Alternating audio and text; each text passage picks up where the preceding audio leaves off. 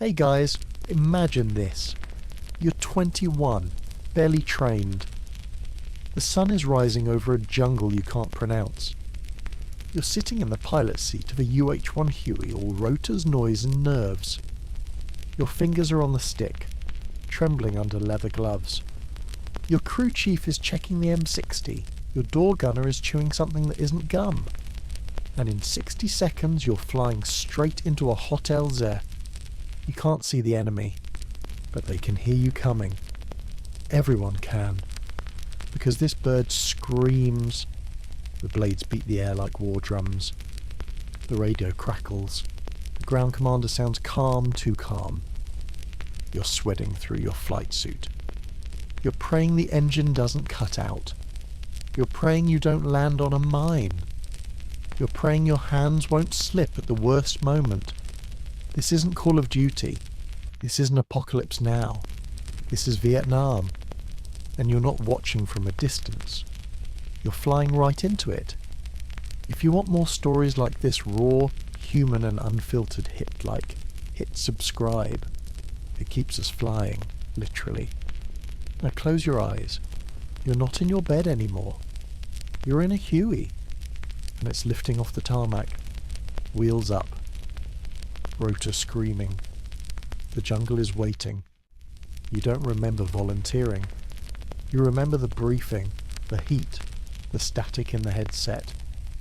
You remember looking at the map, a mess of grid lines and circles, like a kid scribbled a death wish in red pencil. Pickups at 0600. You're flying west, into contested airspace. Contested. That's a nice word for everyone out there wants to shoot you. You nod anyway, because that's what pilots do. Nod and fly. No time for second thoughts when you're already halfway to the bird. You approach the HUEY like it's an altar. The engine's already turning, coughing, shaking and angry. She's not beautiful, not sleek, not fast, but she's yours. Your crew chief is smoking something unfiltered. His hands never stop moving, checking belts, slamming panels, swearing under his breath. The door gunner is humming. Same song he hums every time. You don't know the tune.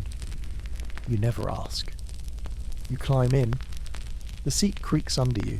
Smells like sweat and oil and too many bad landings. You strap in, flip switches, check gauges. The world narrows. Outside, the sun is crawling up behind the tree line. Birdsong bugs and the distant clatter of someone getting yelled at. Inside, it's just you and the checklist. Hydraulics, fuel, radios, transmission temps. Everything says go, except your gut. Your gut is screaming. You look over at at Ramirez, eyes bloodshot. Still has that stupid lucky rabbit foot hanging from his vest. He flashes a thumbs up like it means something. You give the signal. Rotor RPM climbs. The noise becomes unbearable, then familiar. The HUEY shakes like it's waking up angry. You lift. There's a moment right there, right before you leave the ground, where you still have a choice. You could pull back, call it a maintenance issue, blame the comms, say the engine stuttered, but you don't. You pull up, and just like that you're in it. Below you the base shrinks. Sandbags, tents, people waving, one of them flips you off. You smile, nervously. Your hand is already sweating through your glove. The air changes. Up here, it's all wind and threat. The jungle isn't green, it's black, dense, moving, like it's breathing, like it's watching. You level out at 3,000 feet. Start the climb toward the ridge. The radio hisses. Eagle 1, this is red lead. You're cleared to approach LZ Vulture. Say again, LZ Vulture is hot. You don't reply right away. Because hot means what it always means. People down there are dying. And you're the only shot they've got. Ramirez flicks his mic. Copy red lead. Vulture hot. We're on approach. Your hands don't tremble anymore. Not because you're calm. Because your body's gone into survival mode. You fly low. Nap of the earth. So low you clip treetops and birds scatter like shrapnel. The jungle opens for no one. You don't ask it to. The trees blur past like blades. Your crew chief yells something, you don't catch it. You're busy dodging a ridge that wasn't on the map. Then, small arms fire. Pop, pop, pop. Pinging off the skids, the nose, the tail. Your left skid takes a hit. Sparks flash. You feel it in the pedals. Taking fire, 10 o'clock, Ramirez shouts. You bank right, hard. The HUEY groans. You fight the stick. The whole bird shudders like it wants to disintegrate. Your door gunner opens up. .60 cal, loud as hell, spitting brass like it hates the ground. Below you muzzle flashes, orange, fast, angry. You can't see them clearly, but they can see you. You call out, 1 minute to Elza. Ramirez nods. He's white-knuckling the map. It's soaked with sweat now. Might as well be a napkin. You see it. The clearing. It's not big. It's not safe. It's barely even flat. But there are green smokes burning on the edge, 2 of them, and that means people are alive down there. Waiting. You call it in. Red lead, this is Eagle 1, visual on LZ, making final approach. Copy Eagle 1. Recommend fast touch and go. You got tangos moving in from the east. Ramirez, so we're landing on a clock. You, a broken one. You drop altitude, fast. The HUEY bucks, your tail rotor screams. The jungle rises up to meet you, then touchdown. Hard, fast. The skids hit uneven dirt and rock. The bird lurches, but you hold it. Doors open. 3 soldiers jump in. One's dragging another. The third's missing a helmet and half his sleeve. Your crew chief pulls him in by the collar. Go, go, go, he shouts. You're already lifting. The whole thing took 12 seconds, maybe 15. Felt like a year. As you lift out, gunfire rips through the trees. You see someone with an AK just for a second. Your door gunner sees him too, cuts him down. You don't look. You climb back into the sky. Not slow, not gentle. Full power. The HUEY screams as it claws back over the ridge. Everyone's yelling in the headset. Your co-pilot's bleeding from somewhere. One of the guys in back is sobbing. The other one, the one who got dragged in, isn't moving. You don't think about it. You fly. Because that's what you do. And as the trees vanish beneath you, and the heat peels off your face and the rotor rattles your skull, you realise something. This wasn't a mission. This was the warm-up. You learn the sounds before you learn the war. Not the big sounds, not the explosions or the screaming or the bullets hissing past your face. Those come later. First comes the beat. Rotor wash. That rhythmic, angry thump, thump, thump of the blades slicing air like it owes them money. It starts slow, builds, then never stops. It drowns out your thoughts, your doubts, even your name. Every HUEY's got its own voice. Yours is pissed off. Every time you crank her up, it sounds like she's protesting. But she flies. And in this war, that's the only thing that matters. You sit in the pilot's seat not because it's comfortable, but because it's where you belong now. Your headset crackles. Not music, not news, just fragments of men in motion. Vulture 3, be advised, contact south of ridgeline. We're taking fire, marking with smoke. Say again, coordinates are broken. Inbound for dust-off, ETA 2 mics, hold tight boys. Every voice is tired. Every word is urgent. There's no small talk in the radio waves. Just coordinates and cries for help. Sometimes you think it sounds like ghosts arguing. Your co-pilot, Ramirez, keeps a tally in grease pencil on the dashboard. Every time someone says hot LZ, he adds another slash. He stopped counting around 20. Now he just draws skulls. The door gunner never speaks. He just listens. One earpiece in, one eye on the jungle. You think he hears things you don't. You hope he does. Outside, the jungle pulses. Every tree has a secret. Every clearing could be your last. But up here inside the bird, all you know is sound. Rotor wash. Radio static. The high-pitched whine of engine strain. The metallic groan of the fuselage flexing when you pull a tight bank. And underneath it all the constant hum of fear. It's not screaming. It's not panic. It's that quiet hum in your bones, the one that reminds you, you are breakable. There's a sound you hate the most. Not the gunfire, not the alarms. It's silence. That dead air. When the comms cut out, when no one's talking. When the jungle gets quiet and the bird levels off and there's no chatter in your ears, just breath and thought and the weight of whatever's coming next. Because that silence never lasts. And what breaks it is always worse than whatever your brain was making up. Eagle 1, this is red lead priority extraction, coordinates to follow. Repeat priority, you're the closest. You glance at Ramirez. He's already nodding. Doesn't matter if you're tired, doesn't matter if you just landed, doesn't matter if you're low on fuel or blood or luck. Closest means yours. You bank left. The rotor screams against the shift. The frame kicks back. You catch a glimpse of a rice paddy below brown water, scattered helmets, smoke rising like a warning. You descend fast. The radio flares up again. Taking fire! Taking fire! We've got wounded! Where the hell is that bird? Pop smoke! Pop smoke now! You see it purple, burning near the tree line. You swing the HUEY low, skimming treetops and their movement. A dozen guys crouch behind a burning APC.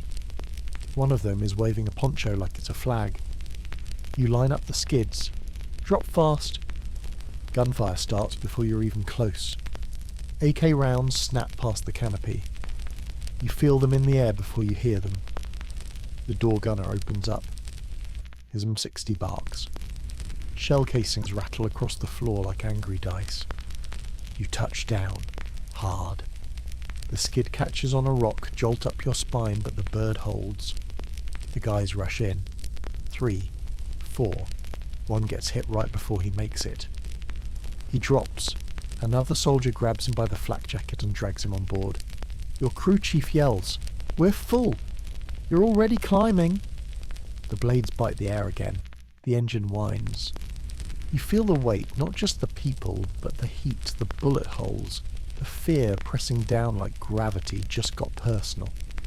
The radio lights up again. Multiple hostiles on your 6. Stay low. Recommend immediate egress eastbound. You punch the throttle.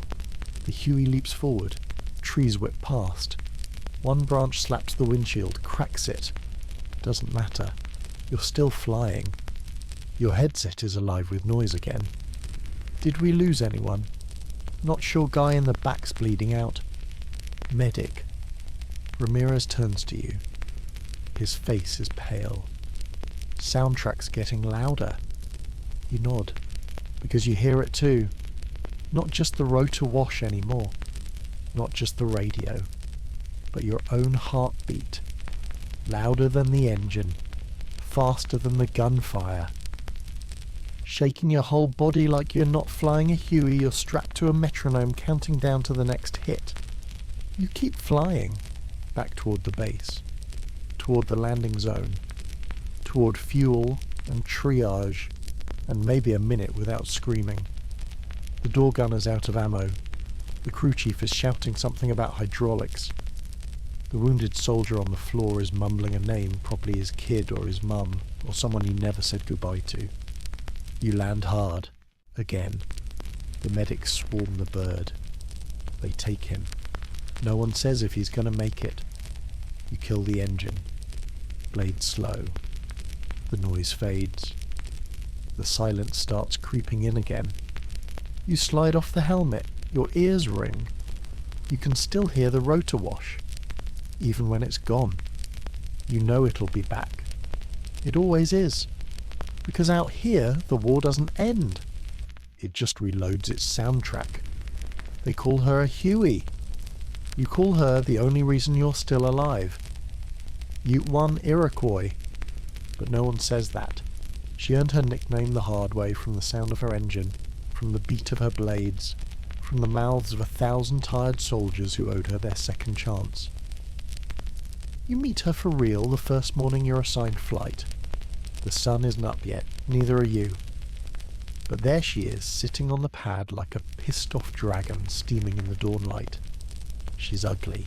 Big nose, flat sides, paint half-baked by the sun. She looks like someone tried to build a tank that could fly and then forgot to finish painting it. But she works. You run your hand along the fuselage. She's warm, solid, oil-streaked and covered in scratches. You already feel safer just touching her. Ramirez walks up, slaps the side like it's his cousin's truck. She's loud, she's mean, and she leaks hydraulic fluid when she's nervous, just like my ex. He laughs. You don't. You're too busy staring at the bolts holding the tail together. They look temporary. The crew chief hands you the pre-flight checklist. It's stained, greasy, smells like beer and regret. Half of it's out of date. The other half is written in smudged pen across the margin. But you go through it anyway, because she deserves it. You inspect the rotor's big, brutal carbon steel machetes spinning at 300 revolutions per second. The tail rotor's chipped but holding. The skids are dented. One's got a bullet scar. There's duct tape on the battery compartment. A cigarette burn on the pilot seat. She's not pristine. But she's been through hell and came back flying. Inside, it's tighter than you expect. No glass cockpit, no GPS, no luxury. Just a mess of analog gauges, trembling needles, and switches that feel like they were stolen from a lawnmower. You sit down in the pilot's seat. It creaks. Everything creaks. You strap in, look at the stick. It looks back. You wonder if she's going to kill you. You wonder if she's going to save you. Probably both. She's got 2 big doors, open sides, no armour. Because armour weighs too much, and speed means survival. The crew chief calls it flying naked. He's not wrong. The door gunner mounts the M60, swings it side to side like he's rehearsing a symphony. The belt hangs from the weapon like a tongue, brass teeth lined up and ready to bite. You start her up. The whine starts slow, a high-pitched whimper that becomes a roar. Then the blades start moving. Slow, choppy, then faster, smoother, louder. The whole frame begins to shake, like she's waking up in a bad mood. Every HUEY shakes differently. Some rattle your bones, some hum like bees. Yours? She vibrates like she's got something to say and none of it is good. Ramirez taps the fuel gauge. Don't trust that, she lies. You nod. Of course she does. The transmission groans, the oil temp spikes, then levels out. She's ready. You lift. And that's when you really meet her. Not on the pad, not in the hangar, but up here in the air with nothing between you and the jungle but rotor blades and blind luck. She responds like a drunk with a death wish. Every bump in the air is an argument. You pitch right, she yawns left. You pull up, she shimmies like she's dancing on a landmine. But you learn her language, quick. You learn that if you overcorrect, she punishes you. If you rush her, she stalls. If you show fear even a little, she bucks like a bronco with a grudge. But if you treat her right, she'll take you through fire. You land in 5 different hot zones that day. Pick up 2 wounded, drop off 6 more. You lose count of the bullet holes. You stop counting when you realise some of them are from yesterday. At one point, she takes a hit to the tail boom. You feel it. A jolt. A tilt. Ramirez says something like, "Oh, hell," but you're too focused to hear it clearly. The frame groans. The bird dips. You compensate. She keeps flying. She always does. Back at base, the mechanics swarm her like ants. Pull shrapnel out of her side, patch the hydraulics, wipe blood off the floor. You watch. You want to help. but you know she doesn't trust just anyone. She belongs to the sky, to the crew, to the men she carried and the ones who never got out. Later that night you can't sleep. Your ears are still ringing. You still feel the vibration in your spine. You still hear her blades in your head. You sit outside your tent and stare at her silhouette in the moonlight. And that's when it hits you. She's not a helicopter. She's a coffin with an attitude. A death trap held together by bolts, sweat and profanity. And you love her. Because she's the only thing that listens when the war screams. She's the only thing that lifts you out of it. And tomorrow, you're flying her again. Once you leave the pad, you leave the rules. Gravity forgets who's in charge. The jungle becomes a blur. The air turns hostile. And you stop being a soldier with boots on the ground. You become a pilot in the sky, half machine, half prayer. You rise up in the HUEY like a ghost trying to escape its own body. There's a moment right there, just after lift, where the noise settles into a rhythm. The kind that doesn't ask for permission. Your foot is on the pedals. Your hand's on the stick. Your crew chief's leaning out the door like he's sightseeing in hell. And for a few minutes you almost believe you're in control. You're not. You're just part of the machine now. And the machine's hungry. You fly with 3 others, 2 gunners, 1 co-pilot. You know them better by voice than by name. Ramirez handles the map. He's better with bearings than feelings. He doesn't flinch. But he grips the seat a little too tight when the bird banks hard. You don't mention it. The crew chief is called Big Joe. He's from Detroit, has the arms of a boxer and the patience of a priest. He yells a lot, but only because the engine drowns out everything else. Your door gunner goes by Sticks. Tall, quiet, sharper eyes than anyone you've met. He stares into the jungle like it owes him money. The 4 of you. You're not friends, not yet. But you've seen each other bleed. That's closer than friendship. The mission's simple. Drop a squad of infantry into a clearing east of Firebase Ripcord. Secure an LZ. Extract wounded from a previous firefight. They always say it's simple. The sky is clear, for now. Clouds like dirty cotton. Humidity wraps around you like wet gauze. You descend over the treetops. Ramirez is calling out bearings. 20 seconds to LZ. 10, 5. Mark! You hit the descent. Fast. Clean. Textbook. Until it's not. The clearing isn't clear. Smoke's pouring out of the tree line. Bodies. Movement. Flashes of light. You don't see uniforms, just muzzle fire. Big Joe leans out the side. It's hot. You already knew that. You hover 6 feet off the deck. The infantry jumps, fast. No hesitation. One hits wrong, rolls, doesn't get up. You want to help. You can't. This isn't charity work. This is fly in, fly out, don't die.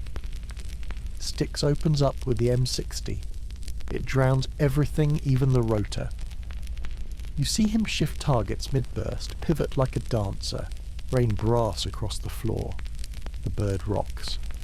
You feel it in your spine. Small arms fire, close. Left side, Joe yells. Ramirez is already shouting into the mic. Taking fire, LZ compromised, we're pulling out. You lift. Too fast, too slow, doesn't matter. A round hits the nose cone. You feel the tremor in the stick. The bird bucks. You jerk left. Tail rotor screams. You're losing altitude. Not enough to crash. Enough to remind you that survival is rented, not owned. Sticks is still firing. You don't look back. You don't have time. You're climbing. Climbing through gunfire, heat, and that feeling that something's coming apart under your boots. You make it over the ridge. Barely. Smoke's in the cabin. You can't tell if it's from outside or inside. You set down hard in a safe zone. No ceremony, no applause. Just the HUEY wheezing like it needs a cigarette and a therapist. The infantry you dropped, only 4 made it out. You left them anyway, because you had no choice. That's the part they never put in the manuals. The math of war. Risk versus return, lives versus metal. You climb out of the bird. Your knees are shaking. Your shirt's soaked. Your gloves are sticky with sweat or blood. Big Joe jumps down and kicks the skid. She's pissed. You nod. You can hear her. Cooling down. Snapping and ticking like a stove left on too long. Ramirez peels off his helmet. He's pale. His hands won't stop shaking. Thought we were going down. You don't answer. Because you thought so too. You check the bird. Fuel line scorched. Side panel punctured. Rotor still intact by a miracle. She's banged up. But she held. That's what counts. Later, while the mechanics patch her together with spare parts and swearing, you sit on a crate and sip hot water from a dented canteen. Styx walks by. He stops, says nothing, hands you a belt of unspent .60 cal rounds. You nod. He walks away. That's his way of saying, we made it, barely. You sit there and listen to the rotors spin down. Slower, quieter, until it's just you, the heat, and your heartbeat. And for a split second there, you wish you were back on the ground, with boots in the mud, with eyes on the horizon, with something solid under your feet. Then you remember what the ground holds. Mines, traps, ambushes, graves. Up here, you've got one enemy, the sky. Down there, it's everything else. You stand up, stretch your back, look at the HUEY. She's got scars now, but she's still standing. So are you. Tomorrow you'll lift again, because the jungle doesn't sleep. And neither does the fight. They told you LZ X-ray was secure. They said the area had been cleared. They said the insertion would be routine. You've learned to translate that language now. Secure means it's been quiet for 20 minutes. Cleared means someone waved a map at it once. Routine means it's your turn to get shot at. You're loaded up before dawn. 10 infantry in the back, packed tight, no one talking. Everyone's got that same look like they just remembered how fast bodies can stop working. Big Joe's at the door checking the M60. Styx is quiet even for him. Ramirez is chewing on a matchstick. Thinks it calms him. It doesn't. You do your checklist. Not because you trust it, but because it's the only ritual left that makes the world feel controllable. Hydraulics, sure. Rotor RPM? Close enough. Tail boom? Still attached. You light her up. The HUEY screams awake. The sound rolls across the base like thunder crawling on broken legs. You lift. Another day, another LZ. Another chance to not make it back. The flight out is quiet. Too quiet. Even the birds seem like they're waiting for something to go wrong. Ramirez checks the map. Points. LZ X-ray, that clearing just west of the ridge. Should be a cakewalk. You hate cakewalks. You descend. The jungle opens up in a wide oval like the earth exhaled. The trees are jagged, uneven, burn scars everywhere. Smells like ash and diesel and something rotting just beneath the surface. You hover 10 feet up. The infantry starts jumping out, one by one. Boots in the dirt, eyes up, guns ready. Then the first shot. Sharp. Cracks through the air like lightning splitting a bone, then another. Then 100. It's a trap. You're in a kill zone. You yell maybe a warning, maybe a curse, and slam the throttle. The HUEY kicks like a mule. You bank hard, skim the trees. Rounds snap past the windshield. One spiderwebs the glass. Ramirez is shouting coordinates. You don't hear them. All you hear is the thump of the rotor and the snap of bullets, and the voices in the headset going from tense to terrified. X-ray is hot. Repeat, LZ is hot. They're in the trees. Taking casualties. Need support. Bird down. We've got a bird down. You swing back around. Because you have to. One of the other Hueys took a hit tail rotor gone. Bird twisted into the dirt like a crumpled soda can. Smoke's rising. Someone's alive down there. You can see him waving one arm soaked in blood, trying to crawl across a clearing that's actively trying to kill him. You line up the approach. Big Joe is screaming something about the hydraulics. Styx is already firing, brass rains down like metal rain. You drop low, skids brushing the grass. 10 seconds, you shout. Ramirez looks at you like you've lost your mind. You have. Because no sane man flies into a meat grinder twice. But you're not flying for sanity. You're flying for them. You hover. Long enough for 2 men to grab the wounded guy and haul him in. They throw him into the bird like a sack of soaked laundry. Big Joe slaps the side. Go! You lift. Fast. Erratic. Rounds punch through the tail, one rips through the floor. The Huey screams like she's tearing herself apart. Ramirez grips the dashboard. We're hit. Bad. You don't reply. You're too busy trying to outfly the jungle. Every tree feels closer. Every gust of wind tries to tip you over. The engine groans. The rotor shudders. The nose dips, then recovers. Barely. You fly like the air's trying to kill you, because it is. You don't look back at the wounded guy. He's breathing. That's all that matters. For now. Styx is reloading. Big Joe's bleeding from a graze on his arm. Ramirez is muttering something about never trusting anything named X-ray. You make it over the ridge. The base comes into view. Like a filthy, beautiful promise. You land hard. Too hard. The skids bounce. The whole bird groans. The medics rush in. They take the wounded man. He's unconscious. You hope he wakes up somewhere better. You climb out. Ramirez slides down next to you and throws up behind a barrel. You don't blame him. You lean against the Huey. She's steaming, bleeding oil, cracked glass. Bullet holes everywhere. But she flew. You wipe sweat off your face. It's black.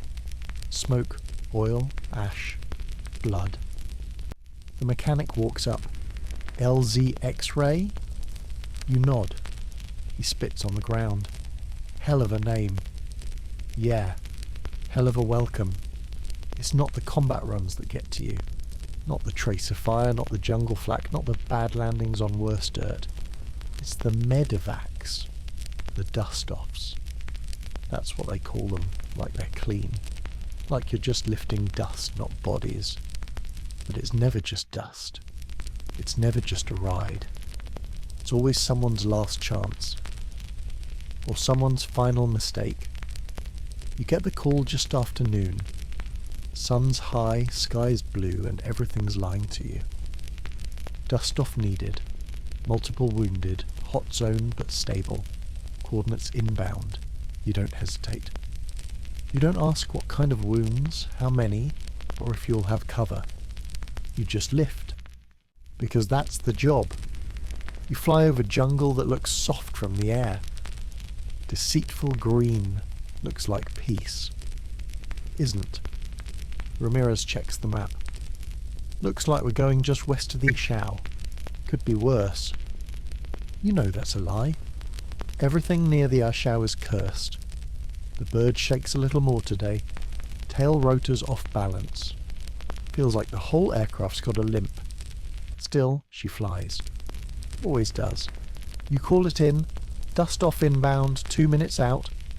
The response is immediate. Panicked. Too fast. Someone's scared. LZ is tight, pinned down. We've marked with yellow smoke, be advised, sniper to the north ridge. Repeat, sniper to the north ridge. Ramirez glances at you. You already know what he's thinking. Tight LZ. Pin troops. Sniper in the trees. Perfect conditions for a bloodbath. You descend. The yellow smoke curls like a dying signal flare. You barely see the men until you're right on top of them. They're huddled behind a flipped truck. Blood everywhere. One guy's cradling someone and rocking back and forth like he's not in a firefight, but a memory. You hover. No time to land, no room. Big Joe leans out and yells, "They gotta come to us." You hold it steady, the stick fighting you like a live snake. Your eyes are bouncing between RPMs, the treetops, and the guy on the ground not moving. The first man makes a run for the skids, then two more, then the one with the body. You watch him stumble. He's dragging dead weight. You know the look. He makes it to the skid, tries to throw the body in. Fails. Big Joe grabs the collar and hauls.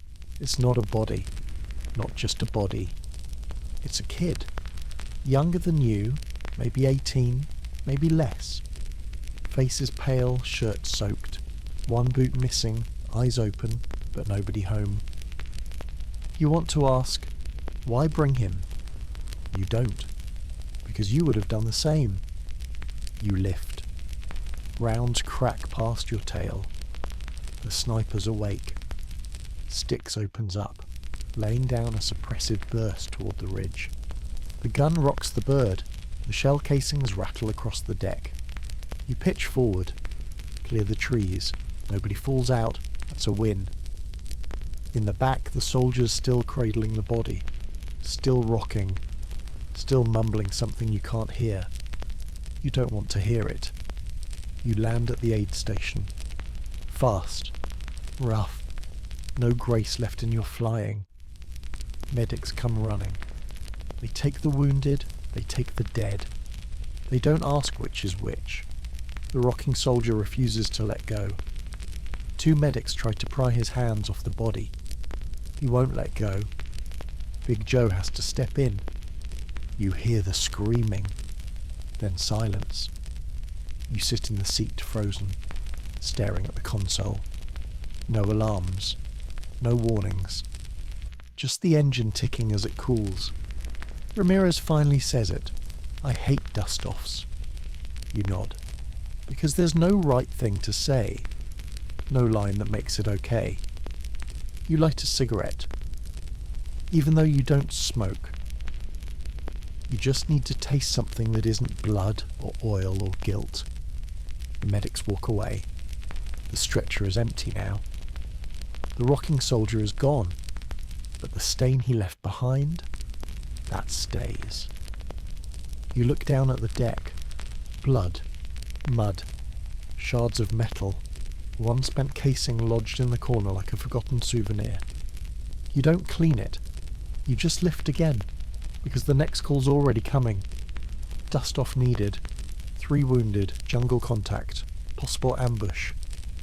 You grip the stick. The HUEY rises. And once again, you fly towards someone else's worst day. In every other war story, the heroes run away from the fire. In this one, you fly straight into it. That's your job now. Pilot, taxi driver for the damned. You don't pull people out of danger, not first. You go in, low, loud and lit up like a neon target. And the worst part, you get used to it. You start the day like always, checklist, rotor spin, sweat behind your ears before the headset's even on. Ramirez checks the map. Sticks cleans the barrel of the M60 with a toothpick. Big Joe chews gum like it's a stress test. The bird's rattling more than usual. Skids cracked, radio's cutting in and out. You don't care. Command comes through. Hot zone, south of Firebase Ripcord, again. You recognise the coordinates before they finish reading them out. You've been there. Twice. Both times, you lost someone. The bird lifts. Blades cutting air into ribbons. Engine screaming like it knows what's coming. You don't talk much on the way in. No jokes, no banter. It's not fear. It's focus. because you know what chaos sounds like now. It has a rhythm. The first time you fly into a firefight, you think it's chaos. You think it's madness, random, pure noise. But it's not. It's music. The staccato of AKs, the deep bass of mortars, the high wail of wounded men, even the jungle hums in tune. It's not random. It's orchestrated death. And today, you're flying into the middle of the song. Ramirez calls out bearings. Big Joe adjusts the gun mount. Stick spits a sunflower seed out the open door. Then you see it. Smoke. 2 columns, red and green. Green for go. Red for don't bother unless you're suicidal. You see both. That means someone marked the LZ, and then someone else died on top of it. You radio in. Inbound to LZ. Status? The voice on the other end is pure adrenaline. They're everywhere. Need support. LZ's compromised, wait no correction. We've got movement on the east side, Jesus. They're in the trees. The line cuts. You don't hesitate. You drop the bird fast. Skimming the tree line. Every branch looks like a rifle barrel.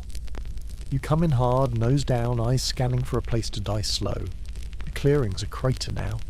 Blackened earth, smoke like ink. There's no perimeter, just bodies and bark torn apart by gunfire. And they're waving. Calling. Bleeding. You hover. The rotor blast kicks up ash and shrapnel. The noise is unbearable. The ground looks like it wants to swallow everyone still moving. Big Joe opens fire. Short bursts, controlled. He's not shooting to kill. He's buying seconds. That's all you ever get in a hot LZ, seconds. Sticks leans out, unleashes hell. His jaw is set, eyes cold. He's not even blinking anymore. The first man climbs in, then another.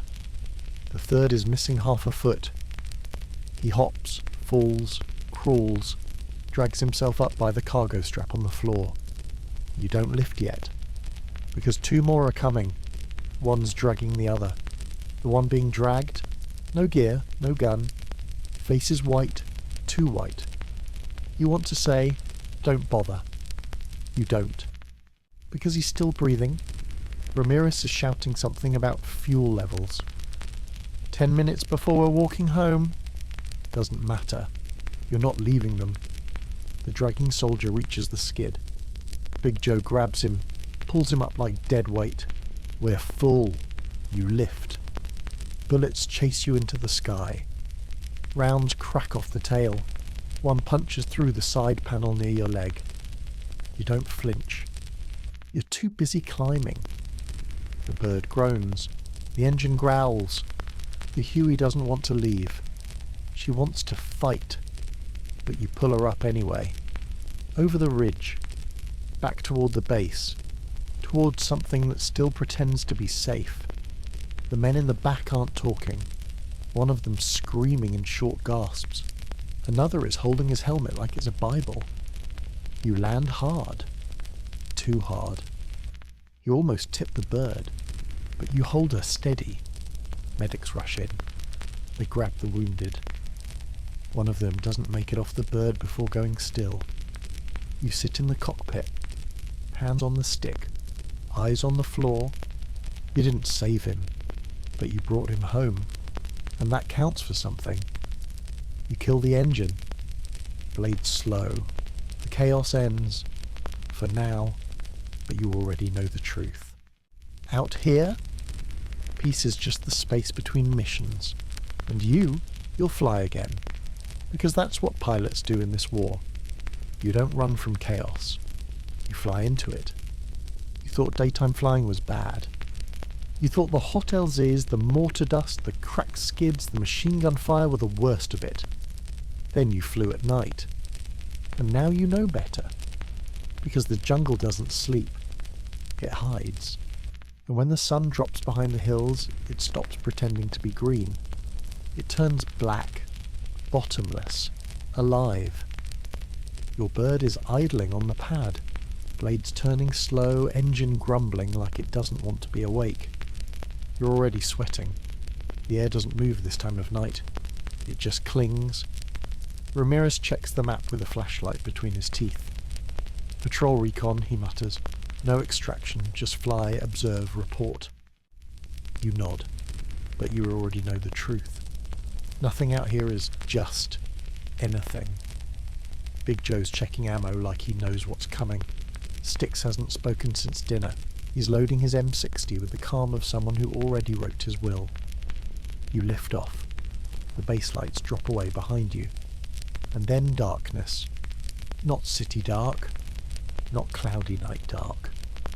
This is blackout dark. You can't see your hand in front of your face. The treetops are just shadows of shadows. The only light is from your panel. Soft, red, eerie. It makes your cockpit feel like a submarine in a haunted ocean. You fly low, because that's what the mission calls for. Because recon means don't be seen. Because up high, you're a silhouette. Down here, you're just a rumour. The jungle blurs past a void with texture. Every branch looks like it's reaching for your rotors. Ramirez keeps his eyes glued to the map. You're supposed to be flying a sweep over Grid 4E, then bank east for a pass over a suspected NVA supply line. But the grid means nothing now.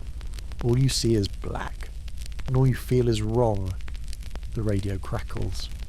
Eagle Patrol, you've got movement near the river bend, possible foot traffic, unknown affiliation.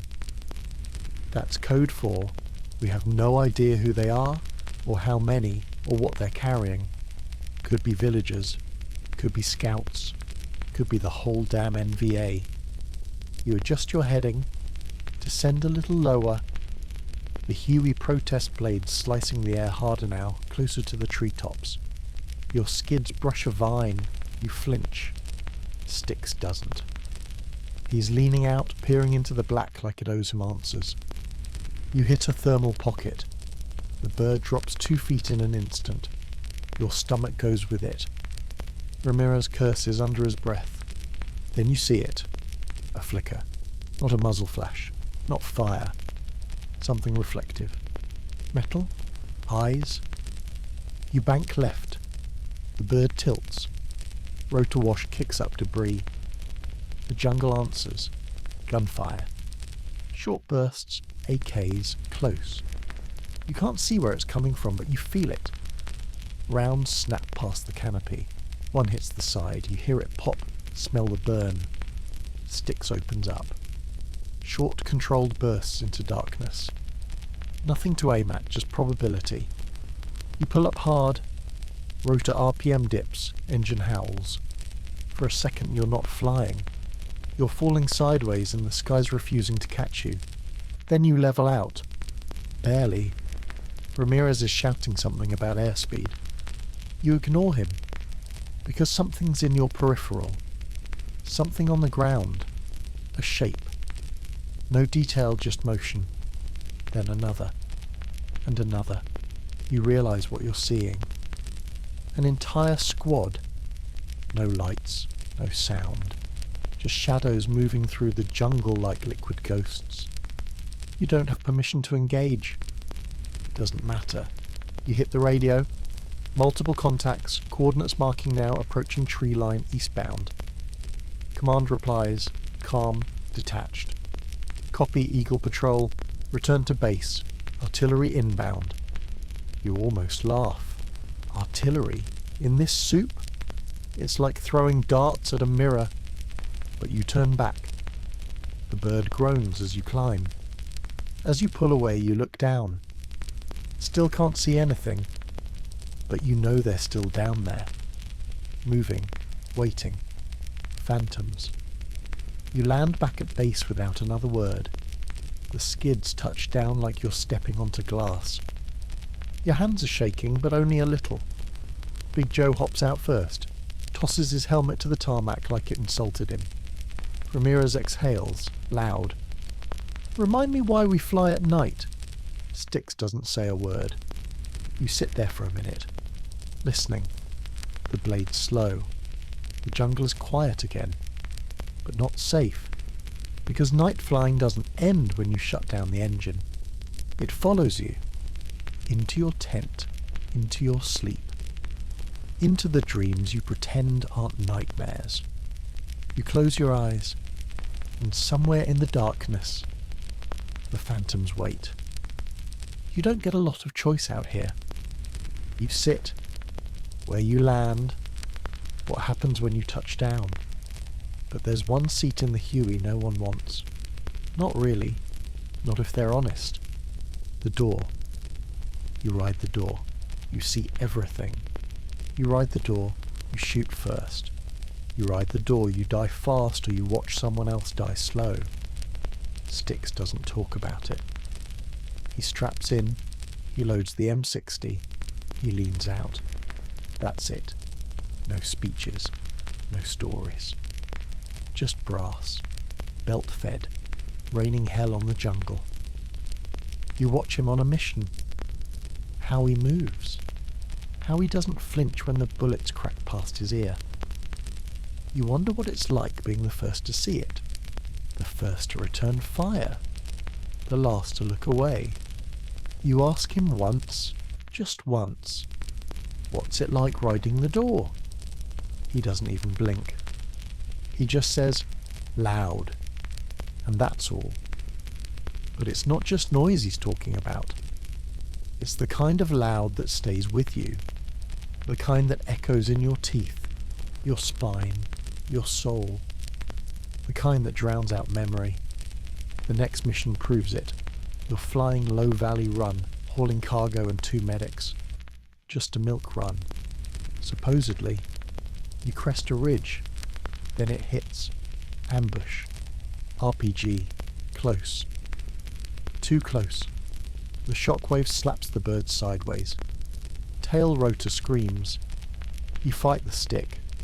Big Joe's shouting, Ramirez is fumbling with the radio. And Styx? He's already firing. Muzzle flash lighting up his face like a strobe. Eyes locked forward. Not blinking. You catch a glimpse of his belt feeding into the gun. He's halfway through before you even know what's shooting at you. Down below NVA in a tree line. Too many. Too close. You bank left. Hard. Styx leans with it. Still firing. Spent casings pour from the mount. Hit the floor. Bounce off boots. Burn through gloves. One casing hits Ramirez in the lap. He yelps. Styx doesn't notice. You clear the ridge. Somehow, you land in a clearing that's too small, too exposed, and way too far from help. But the engine's whining and the transmission's bleeding and you don't have another option. The medics jump out. One of the cargo guys is shot. You didn't even hear it. Everything's a blur. But Styx, he's calm. He hops down, still holding the M60. He covers the tree line as the medics work. You watch him, just a silhouette against the smoke. No panic, no pause. Just aim, breathe, fire. The bird gets patched enough to lift, barely. You pull up. Styx jumps in last, gun still smoking. He doesn't sit, doesn't speak. Just feeds a new belt into the gun. Checks the sights. Spits. Back at base you land on fumes. Ramirez hops out first. Joe kicks a toolbox. You lean your head back, staring at the rotors as they slow. Then you hear it. Click. Metal on metal. Styx is cleaning the gun. Same ritual, same motion. Like church. Like habit. You sit with him. You don't say anything for a while. Then, you ever count how many? He doesn't look up. Used to. Pause. Stopped when I realised they started looking the same. You nod. You don't ask more. You don't need to. Later, someone walks by and says, Styx, he's a machine. You almost laugh. He's not. He's just tired. Tired of watching. Tired of shooting. Tired of cleaning the same weapon that makes the nightmares worse. That night, you find a brass casing in your boot. Still warm. Still stinking of powder. You don't toss it. You keep it. Because that's what the door gunner leaves behind. Not just bodies, but pieces of the war no one else remembers. You spend enough time in the air, you start to believe the jungle can't touch you. You're above it, faster than it, louder than it, more dangerous than anything growing down there. But the jungle listens, and one day it answers. You're on your third run of the day, nothing special. Ammo dropped to a forward position. A quick haul, in and out. Same valley you flew through yesterday. Everything looks the same. But it's not. It never is. The trees are quiet. Too quiet. There's a weight in the air, and not just the humidity. It's the kind of weight you don't notice with your eyes. It's in your gut. Your hands.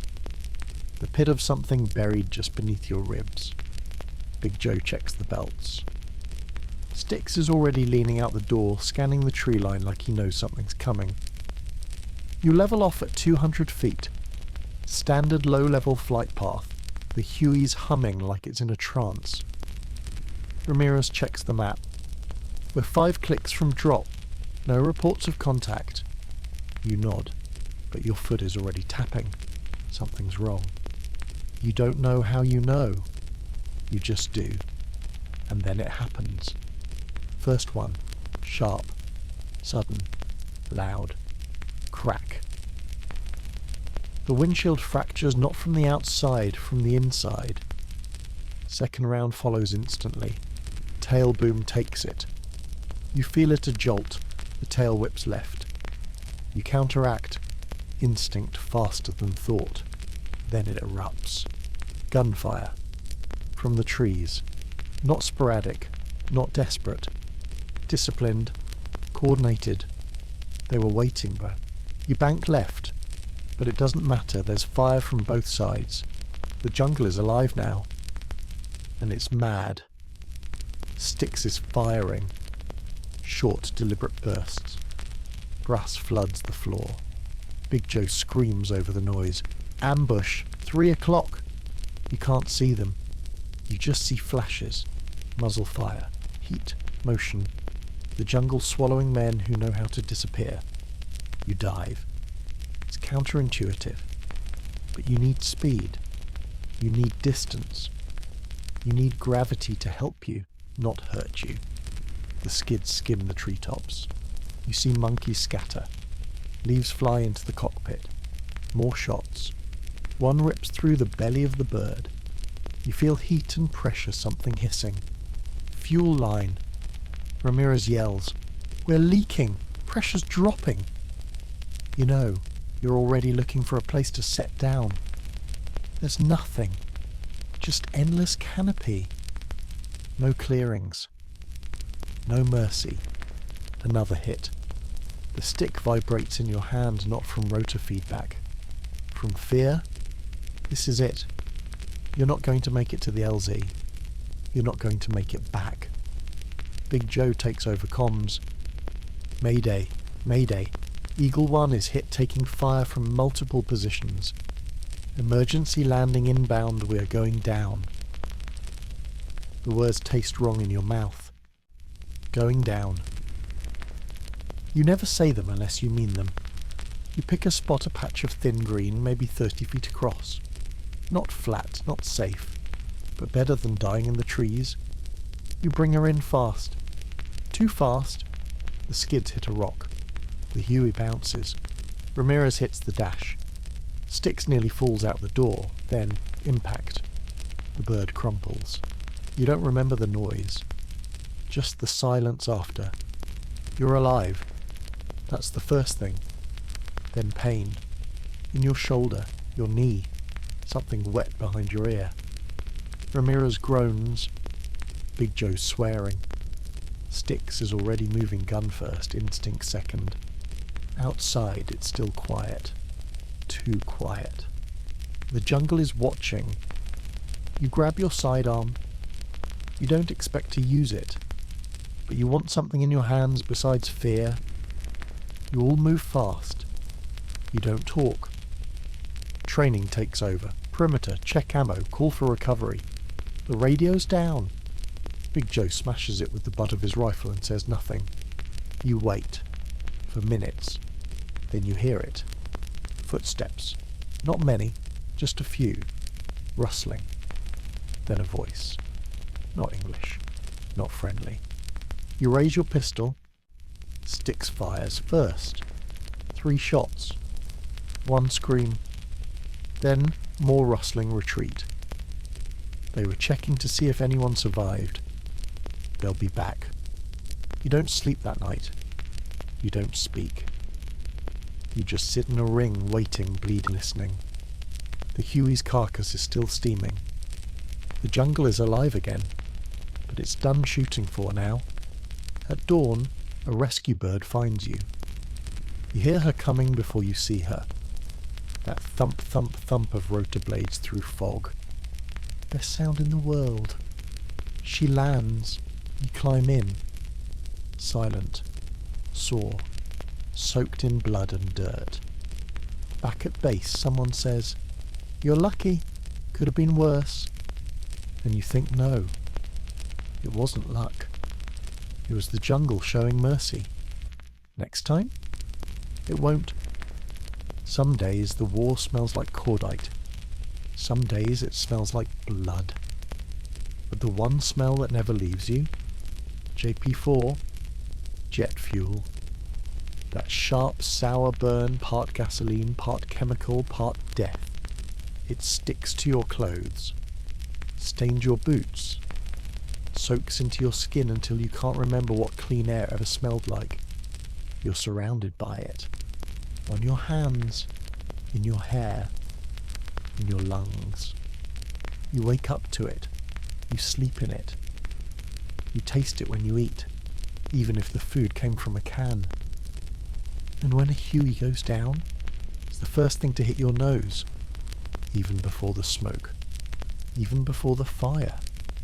That day starts normal as anything is out here. Routine insertion.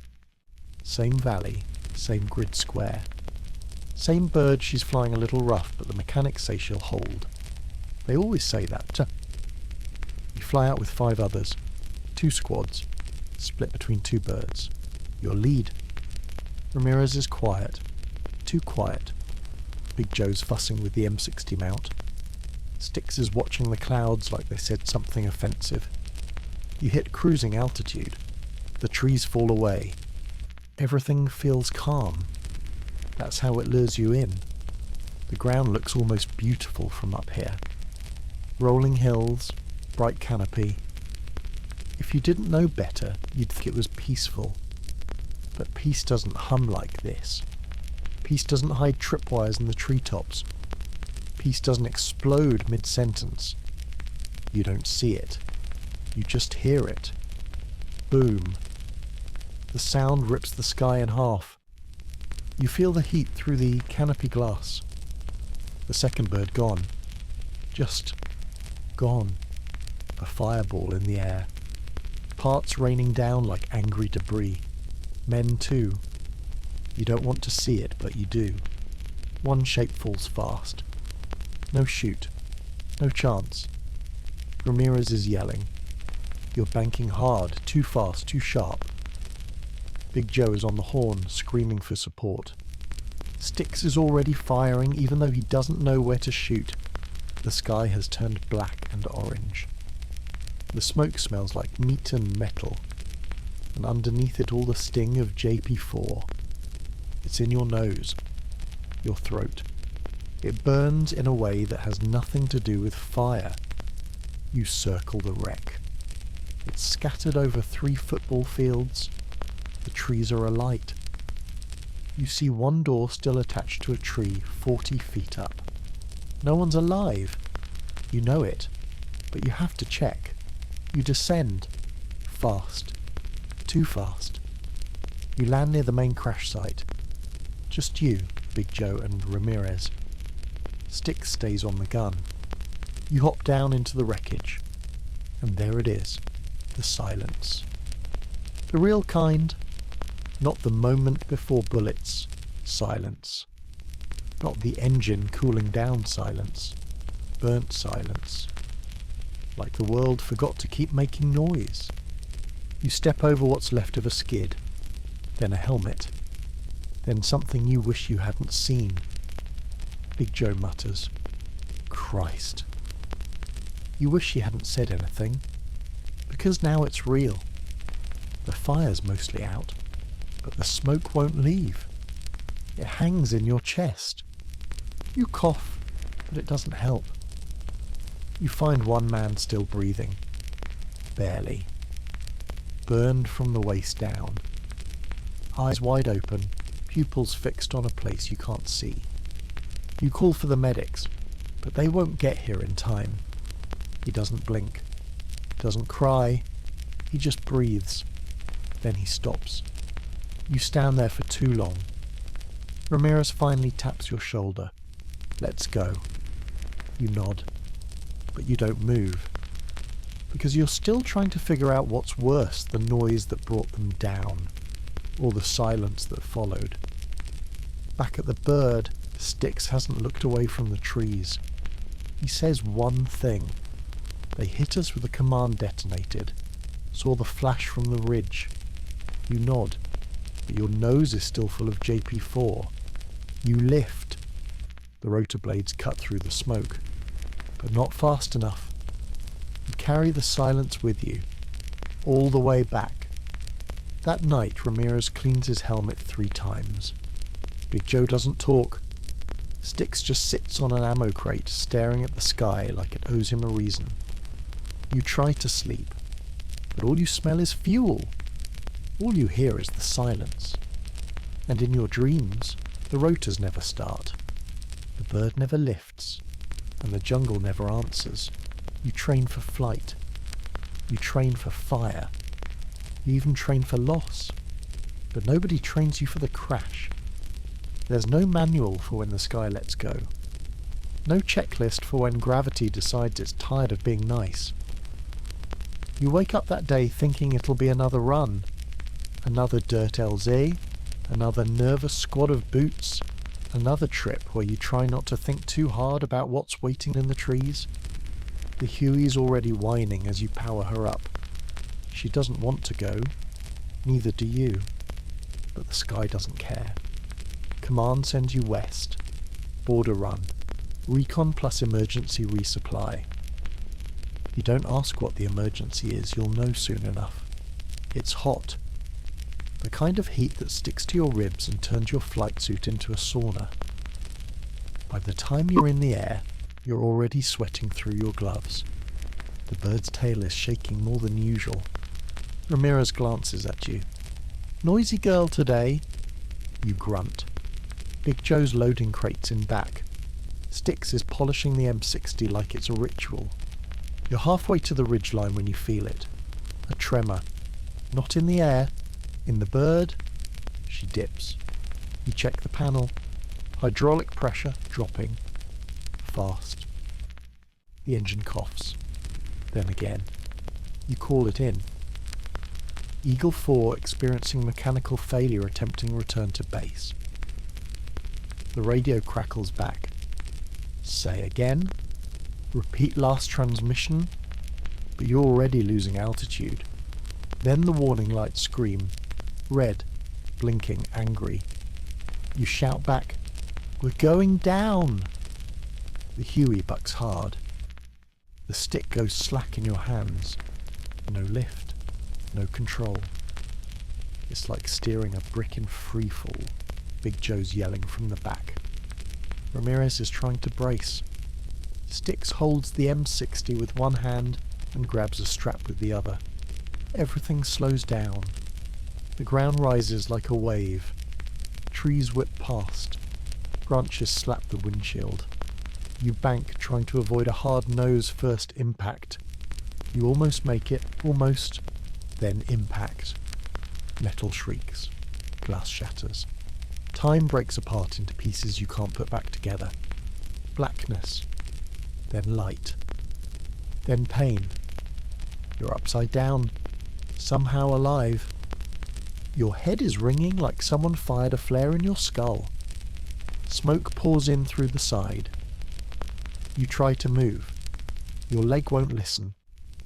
Ramirez is slumped in his seat. Conscious, barely. Big Joe's shouting something about a fire. You smell it before you see it.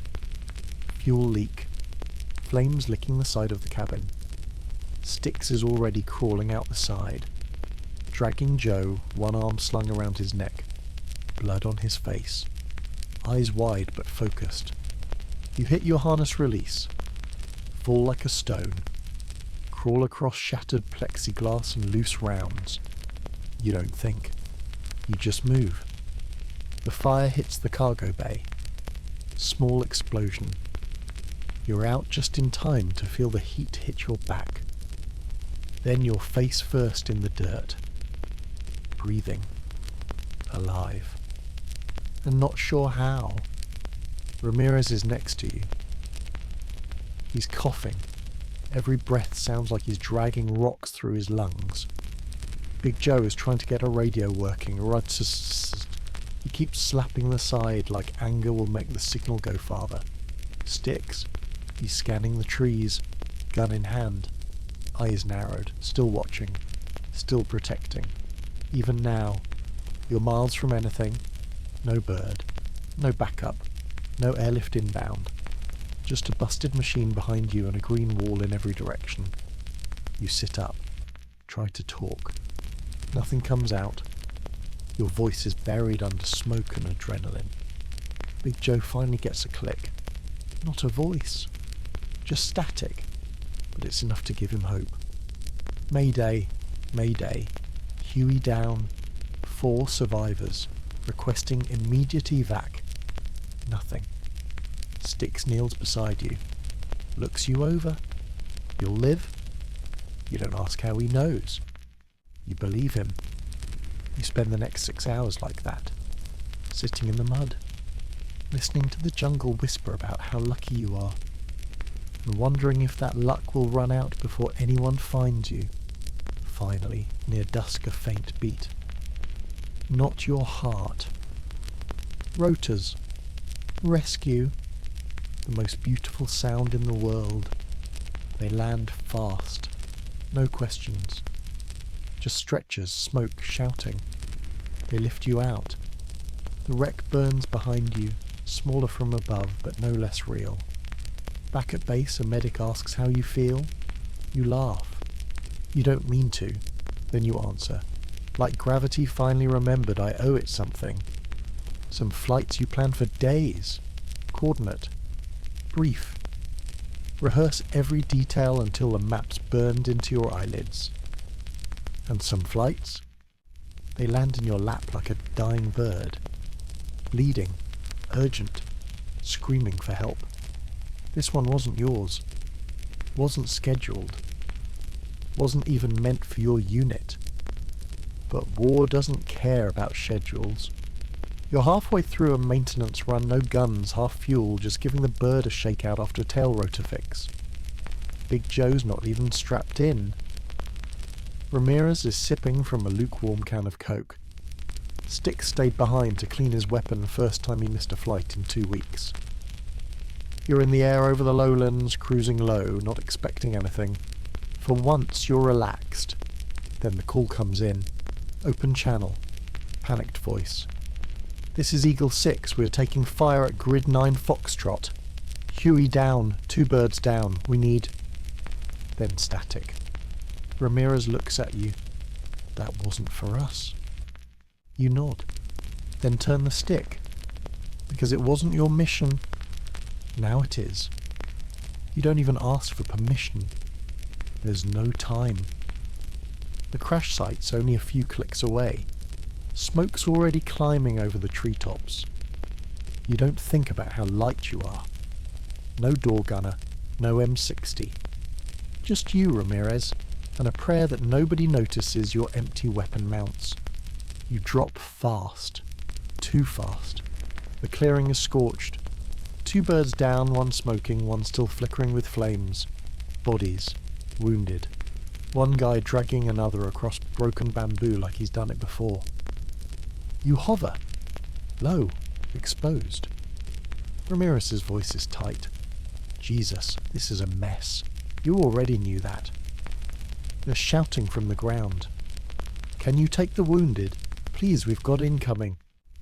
You glance at your bird. Half-fueled, no armour. She's not built for this today, but she came anyway. You hover in tight. They start loading the injured. 2 stretchers, then 3, then a 4th. Now you're overweight. Now you're past the safety margin. Still, you don't lift. Because another guy is dragging a man with no leg toward the skid. He's crying, but his face is made of stone. Ramirez leans out and yells, "We're at capacity!" The guy keeps dragging. So, Ramirez hops out, throws his coat to the ground, grabs the injured man by the harness and hauls. You want to yell at him, but you don't because that's the job now. You lift when they're both inside. The rotors whine like they're about to shear off. She doesn't want to go up. She wants to sink. You nurse the stick, balance the weight. Climb slow, too slow. Shots ring out. From the tree line. You have no guns. You have no protection. You just have altitude. Big Joe isn't there to curse or shoot or yell. It's just you. Ramirez is holding one man's head steady. The guy's face is pale. He won't make it, but he might. You fly low, using the hills to shield you. Every dip feels like it might be the last. But you make it. Barely. You land at the med tent with no skids left. She touches down like a wounded bird, scraping, hissing, bleeding oil. Medics rush out. So do officers. One grabs your shoulder. This wasn't your mission. Who ordered you out there? You shrug. Nobody. He stares at you like that's the problem. But it's not. The problem was nobody else got there first. You sit on a crate later, watching them haul bodies. Some alive. Some not. Ramirez lights a cigarette. His hands shaking. That wasn't our flight. You nod. No, but they needed someone. He doesn't say anything else. You don't either. Because sometimes in war, you don't pick your mission. Your mission picks you. And when it does, you fly. Whether you're ready or not, some days the sky is clear. Wide, blue, almost kind. And other days, the sky is smoke. Heavy, thick, choking out the light. You don't fly through it, you drown in it. This day, it starts in the smoke. Pre-dawn. The firebase is under shelling. Mortars somewhere off in the hills. You're sitting on the pad, bird spinning hot, waiting for the green light to launch. Ramirez clicks through radio frequencies like he's tuning a ghost. Big Joe hasn't said a word in 10 minutes. Just loading ammo and glancing at the sky like he's waiting for it to fall. Sticks checks his belt. Doesn't speak. Doesn't need to. You all feel it. Something's coming. The smoke curls in over the ridge like fog with bad intentions. Black. Low. Smells like charred cloth and chemical rot. The call finally comes. Firebase Hammer is taking heavy contact. Ammo resupply and immediate air support needed. LZ is hot. You don't ask how hot. You just lift. The bird fights it. Not mechanically, spiritually. Like even she knows this is the kind of flight where someone doesn't come back. You fly blind. The smoke covers everything. Instruments are your only eyes. And even they're stuttering. You drop into the valley. The world goes dark. No horizon, no sky. Just grey, choking, shifting smoke. Then voices. The radio flares up. Incoming. They're breaching the wire. Where the hell's that air support? We're getting slaughtered out here. Birds in the air repeat. Huey's inbound. Hold the line. Then silence. Not static. Not feedback. Just silence. Like someone hit mute on the war. You feel your hands tighten on the stick. You're gripping it too hard. But you can't let go. Big Joe finally speaks. Feels wrong. He's right. You drop lower, hoping to break through the smoke layer. You do. But you wish you hadn't. The firebase is barely holding. Sandbags ripped open. Smoke curling from craters in the ground. Bodies, some moving, some not scattered across the compound. The LZ? It's mud, shrapnel and fire. You hover anyway, because what else can you do? Soldiers run out, dragging crates. Some are wounded. One guy is missing a boot and doesn't seem to notice. You hold her steady. The smoke keeps trying to crawl inside the cabin. It sticks to your face. Your eyes sting. Your teeth taste like ash. Ramirez is calling out enemy positions from the map, but the map's useless now. The terrain changed 3 explosions ago. Then the radio crackles again. And you hear something strange. A voice you know. One that isn't supposed to be there. Eagle 2, this is Razor. I've got eyes on you, cover your left. RPG in the trees. You freeze. Razor's dead. He died last week. His bird took a direct hit outside Dana. Bang. Big Joe hears it too. Did you hear that? Ramirez nods, pale. You don't say anything. You just bank left. And sure enough, RPG in the trees. You pivot. Sticks opens up. The shooter goes down. Silence again. Not peace. Just space between chaos. You hover for another 30 seconds. They get the last of the crates off. You lift, fast and loud, climbing back through the smoke. The radio stays dead. No more ghosts. Back at base, no one believes you. Not about the voice. Not about Razor. Maybe it was a call sign reuse, someone says. Could have been a signal bounce. Maybe. But you know his voice. And you know what silence means out here. Silence is heavy. Because it's full of the voices that used to be. You don't choose who flies beside you. You don't screen their souls or ask for resumes. They show up. Same bird, same hell. And somehow, that's enough. Because out here, it isn't rank that matters. It's rhythm. It's instinct. It's trust without explanation. You wake up to the sound of rotors, not yours, someone else's bird lifting into the pre-dawn haze. You sit up, bones aching, flight suit damp with a mix of sweat, oil and a little blood you don't remember getting. Ramirez is already lacing his boots. Big Joe's in the mess, crushing instant coffee between his molars because he says it hits faster that way. Sticks isn't in his bunk. You know where he is. You find him on the pad wiping down the M60 like he's polishing a relic. Like it means something. And to him, it does. You nod at him. He doesn't nod back, but he saw you. That's all you need. Today's mission is a double-run first light insertion followed by an immediate evac of wounded from an outpost they stopped bothering to name last year. Your bird's hot by the time you get to her. Fuel-topped. Rotors spinning slow, lazy, like a boxer rolling his shoulders before the bell. Ramirez hops in beside you. You sleep. You shake your head. Didn't need to. He grins, tired. That's the spirit. You lift. The bird rises smoother than usual, like she knows what's coming and wants to give you a fighting chance. The insertion is fast. Drop a recon team into the jungle north of the river. No fire, no contact. Just tension, like the trees are holding their breath. You don't linger. The second half of the run is the real meat. Evac. 2 clicks west. Reported 4 wounded. Reality, at least double that. Always is.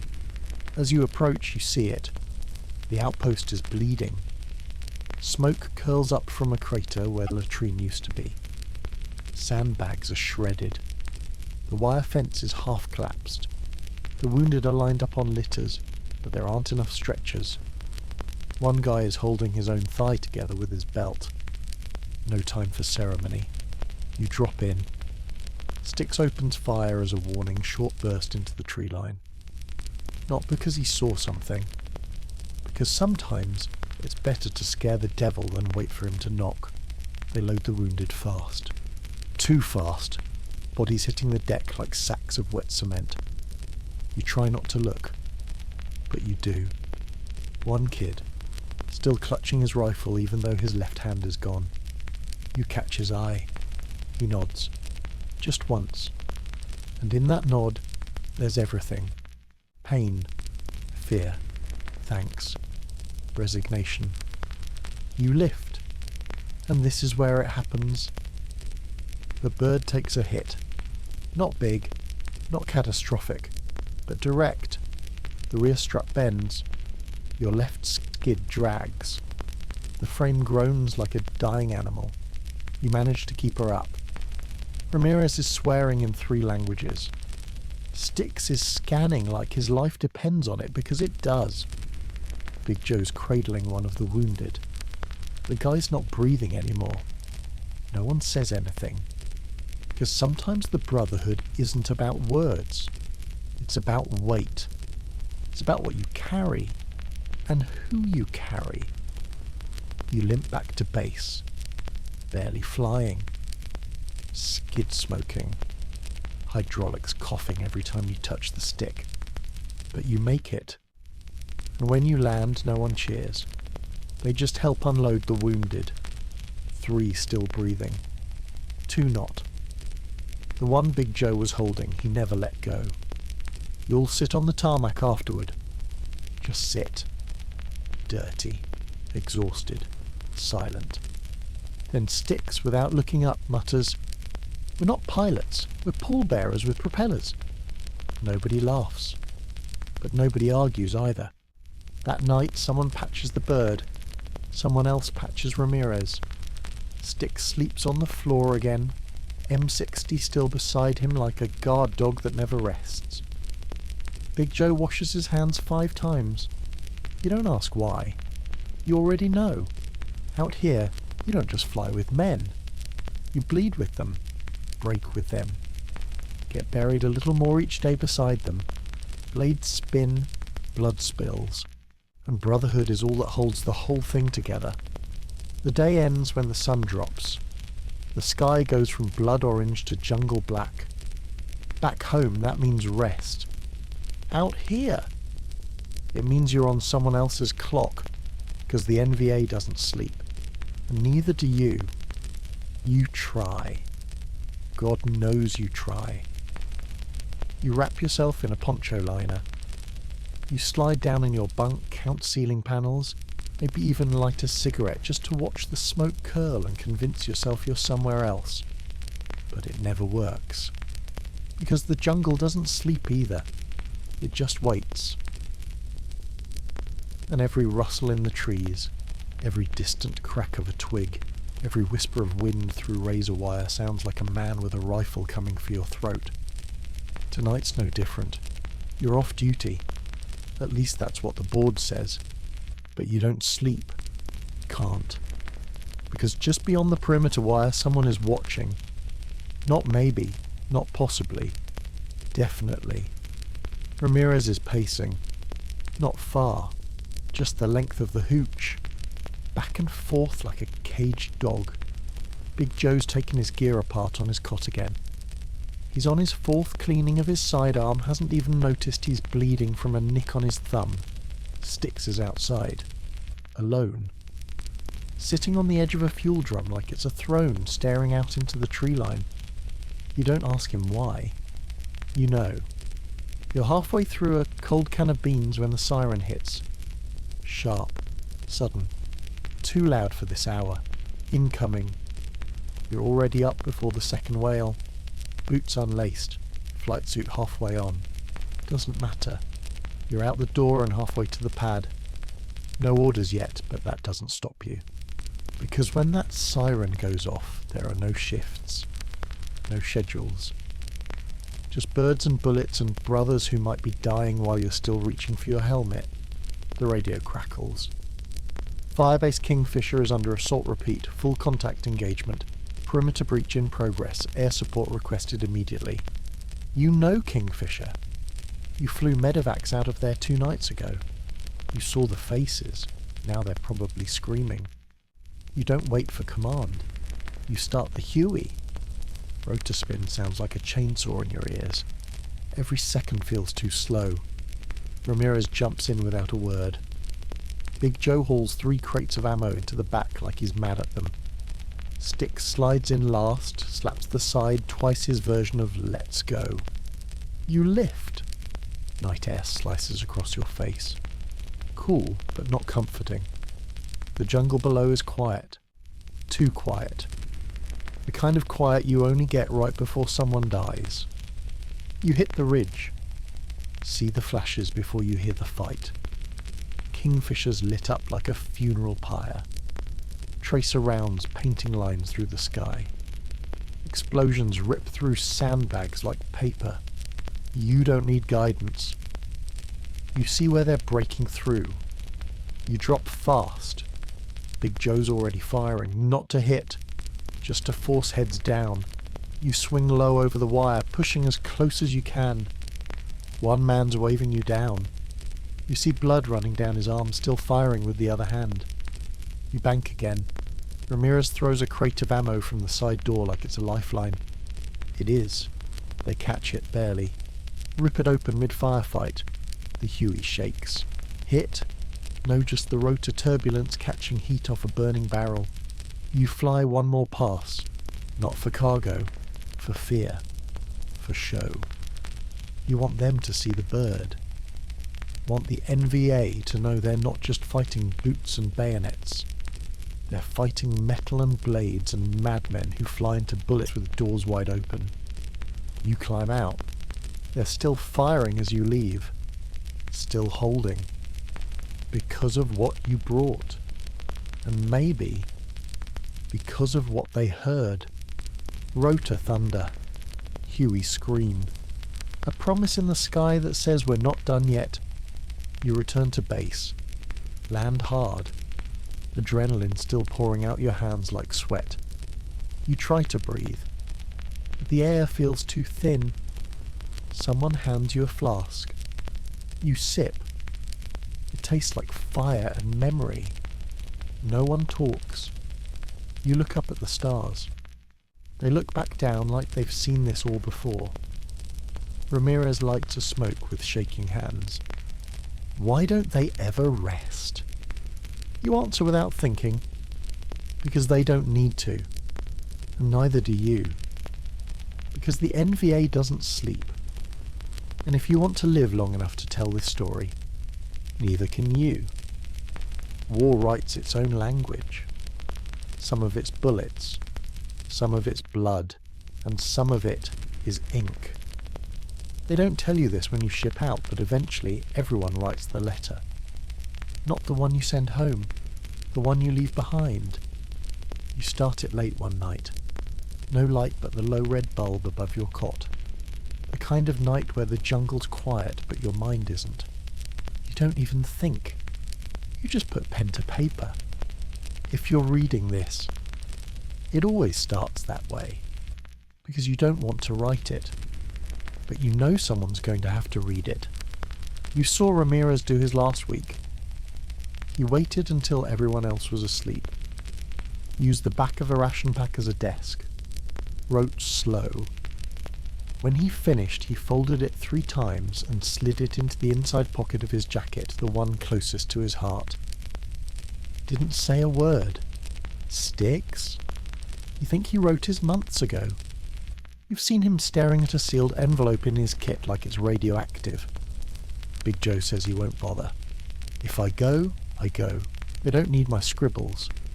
But you've seen him pause at the sight of others writing. Seen him linger. So maybe he already did. Maybe it's hidden somewhere between the spare mags and the half-used Bible pages he carries out of habit, not faith. Tonight, it's your turn. You stare at the paper for too long. You start with her name, the one you left back home. Then you cross it out. Too hard. So you write Mom instead. Easier. Cleaner. But not by much. You write about the heat, the noise, the boys, but not the blood. You skip that part. You mention Ramirez's terrible jokes. How Big Joe somehow finds peanut butter in every supply crate. How Styx talks in his sleep always about the sea, even though he's never been. You write like it's a postcard, like it's a dream, but it's not. And before you finish, your hand starts to shake. You stop. Breathe. Keep writing. Because someone has to. You tell them you're okay, that you're doing your job, that you believe in what you're doing even if you're not sure why anymore. And then you write the last line. If I don't come back, just know I tried. You sign it. Fold it. No envelope, just rubber band it tight and tuck it in your left boot. You've seen how bodies come in. Sometimes that's the only thing left intact. The next day there's a mission. Routine drop. You fly with it in your boot, the words pressing against your ankle like a secret. You survive. That time. And the letter stays unread. Days turn to weeks. The boot wears down, but the letter stays. Eventually you collect more of them. Not yours, theirs. Ramirez leaves one behind when he takes a round in the shoulder and they fly him out for surgery. Big Joe tosses you a sealed one after he gets a bad feeling and opts to stay behind on a flight. You find one in a wrecked bird. The pilot never made it back. You don't know his name, but you keep it, because someone should. You carry them all now, in a pouch in your kit, next to spare batteries and the lighter you haven't used in weeks. Letters they'll never read, some to mothers, some to wives, some to girls who stopped writing back, some to no one in particular. Just a name and a need to be remembered. And when the war is quiet, when the rotors stop and the jungle hushes for half a second, you pull one out. You read a line. And you remember that every man who flew, fought and fell left something behind. Not just blood, but words. And you wonder, when yours gets read, will they understand it? Will they know what you saw, what you carried? Or will it just be a note in a boot from a war they'll never understand? You fold the letter back, slide it home. The call comes in, another mission, another fire. You stand, boot heavy with truth, rotor spinning, sky waiting. And the words stay, close to your skin, close to your soul, letters they'll never read. There's a sound you never forget. It's not the gunfire, not the shouting, not even the screaming. It's the sudden absence of rotors. When a HUEY goes down, the jungle doesn't cheer. It swallows, fast, final, and it never gives the bird back. You keep count, even if you pretend not to, because you remember every one, every tail number, every bird you refueled on the pad and watched disappear into the green with guys you ate chow with an hour before, and never saw again. Some went down in fireballs. Quick, brutal. You heard the explosion before the radio cut. Others just vanished. No smoke, no trail, just silence. You'd scan the tree line for hours. Call out on the comms. Eagle 2, you copy? Eagle 2? But there's no answer. Just jungle static. And the thump of your own rotors trying to make sense of the sky. You learn to tell the difference between the birds that are late and the ones that aren't coming back. There was a run to Firebase Echo, 3 birds. You were the third. First one took a mortar before it even landed. The second fled too hard and clipped a tree. Yours was the only one that made it in and out. You sat alone on the pad that night, hearing the screams on repeat, and the silence afterward. That silence grows. Every mission adds another phantom to the air, another echo to the blade slap. You swear sometimes when you're flying low across the canopy you hear them. Not voices, not ghosts, just the weight of birds that should be flying next to you but aren't. There was a kid, Morrison, 19, scrawny, sharp, loved flying more than anything. His first solo pilot run was a medevac from Hill 875. He never made it back. We waited 6 hours, then 12, then a day. No signal, no wreckage. Gone. Like the jungle wanted to keep him. Weeks later, a patrol found the rotor blade, half buried in a rice paddy.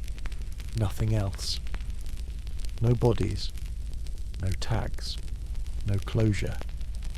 Just steel, rusting quietly where the war had finished what the fire started. You don't talk about the birds that don't return. Not really. You nod. You say tough luck or bad zone. You tell yourself it won't be you. But it could be, easily. One loose bolt, one overlooked round, one breath too slow on the stick, and suddenly you're a story. A tail number etched in someone else's memory. A name taped to a wall in the ops tent until someone takes it down and nobody remembers to put it back up. You see the lineups change. Fewer faces you recognise.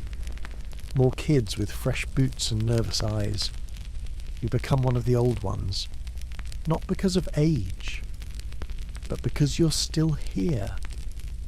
You start flying the same grid where Collins went down, where Gunner took that hit through the floor, where Moss's bird disappeared over the ridge and was never seen again. And you feel it, in the air, in the way your bird hums differently, in the way the jungle looks at you. Like it's already figured out where you're going to fall, but you fly anyway, because someone has to. And because every time you lift, you carry them with you, the ones who didn't come back. Their boots, their tags, their tail numbers echoing in the roar of your engine. There's a part of the sky where the light hits different. You don't fly through it, you fly near it. Out of respect, out of fear. Because somewhere in that haze of heat and gunpowder, that's where the birds are. The ones the jungle took. The ones that never got a chance to lift again. And you whisper to them just under your breath, I remember. There are 2 kinds of HUEY pilots in Vietnam. The ones who fly in to fight, and the ones who fly in to save. We called them dust-off, medevac. No guns, no armour, just red crosses painted on their birds like targets. You'd hear them in the worst moments, not when the LZ was hot, but when it was on fire. When the jungle was coughing up hell and men were bleeding into the dirt, still holding their rifles but not their hope. That's when dust-off came. Low, fast, loud, no hesitation. Didn't matter if there was cover. Didn't matter if the bullets were still flying. They came anyway, because somebody had to. You remember the first time you watched one come in? Firebase Lizard, June 68. Half the squad was down. Mortars still falling. You were in the air, circling, trying to provide cover with an M60 that was running low on everything but smoke. Then you saw it. A HUEY with red crosses, flying into fire like it didn't even notice. No guns, just guts. You covered them as best you could. Sticks laid down suppression from the door. Big Joe chewed his lip bloody, watching through the sights. And that dust-off bird, she landed smooth. Crew jumped out, grabbed 2 stretchers, loaded them like it was a drill, like they'd done it 100 times. Which they had. Then up. Gone. In and out in under 60 seconds. You don't forget that. Because in this place where everything breaks rules, plans, men, dust-off held, they were the angels. Flying ambulances in a jungle that didn't believe in mercy. But they weren't the only birds in the sky. There were other angels too. Angels with teeth. Gunships. Cobras. Loaches. Hueys with rockets and miniguns and a bloodlust that matched the enemy shot for shot. They didn't save. They didn't rescue. They erased. They came in low, sideways, hissing like serpents, nose cannons spinning up before their skids even cleared the tree line. You'd call for them when it was too much. When the NVA had your boys pinned and your rifle was empty and your hands were shaking from holding a line that was already broken. And they'd come. Like thunder. You'd feel it before you heard it. The air pressure would shift.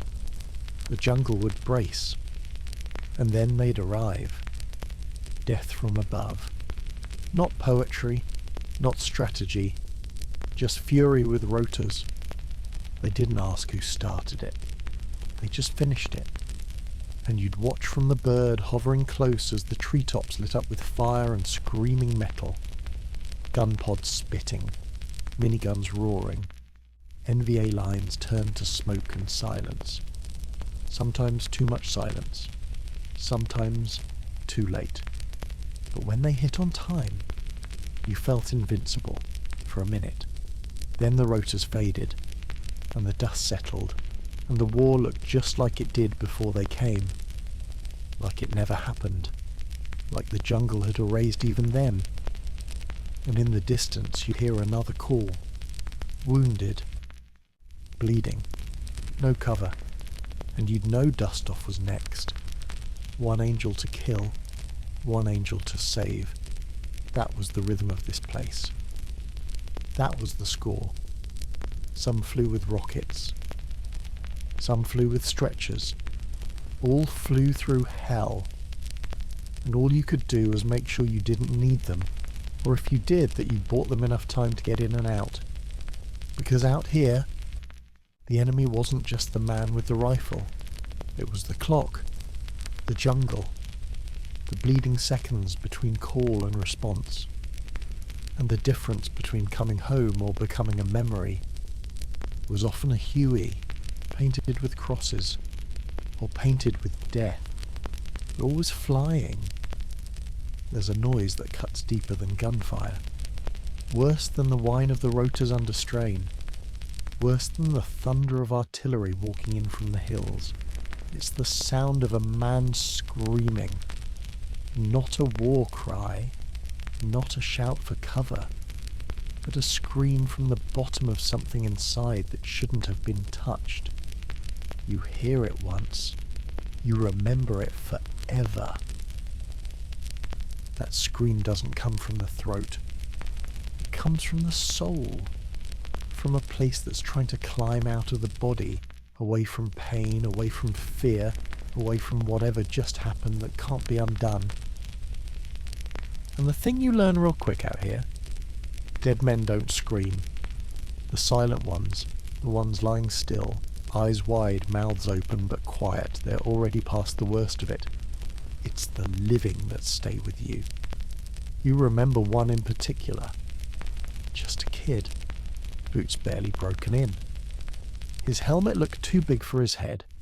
You picked him up on a medevac run near the Cambodian border. Hot LZ. 2 down, 1 barely clinging. He was the barely.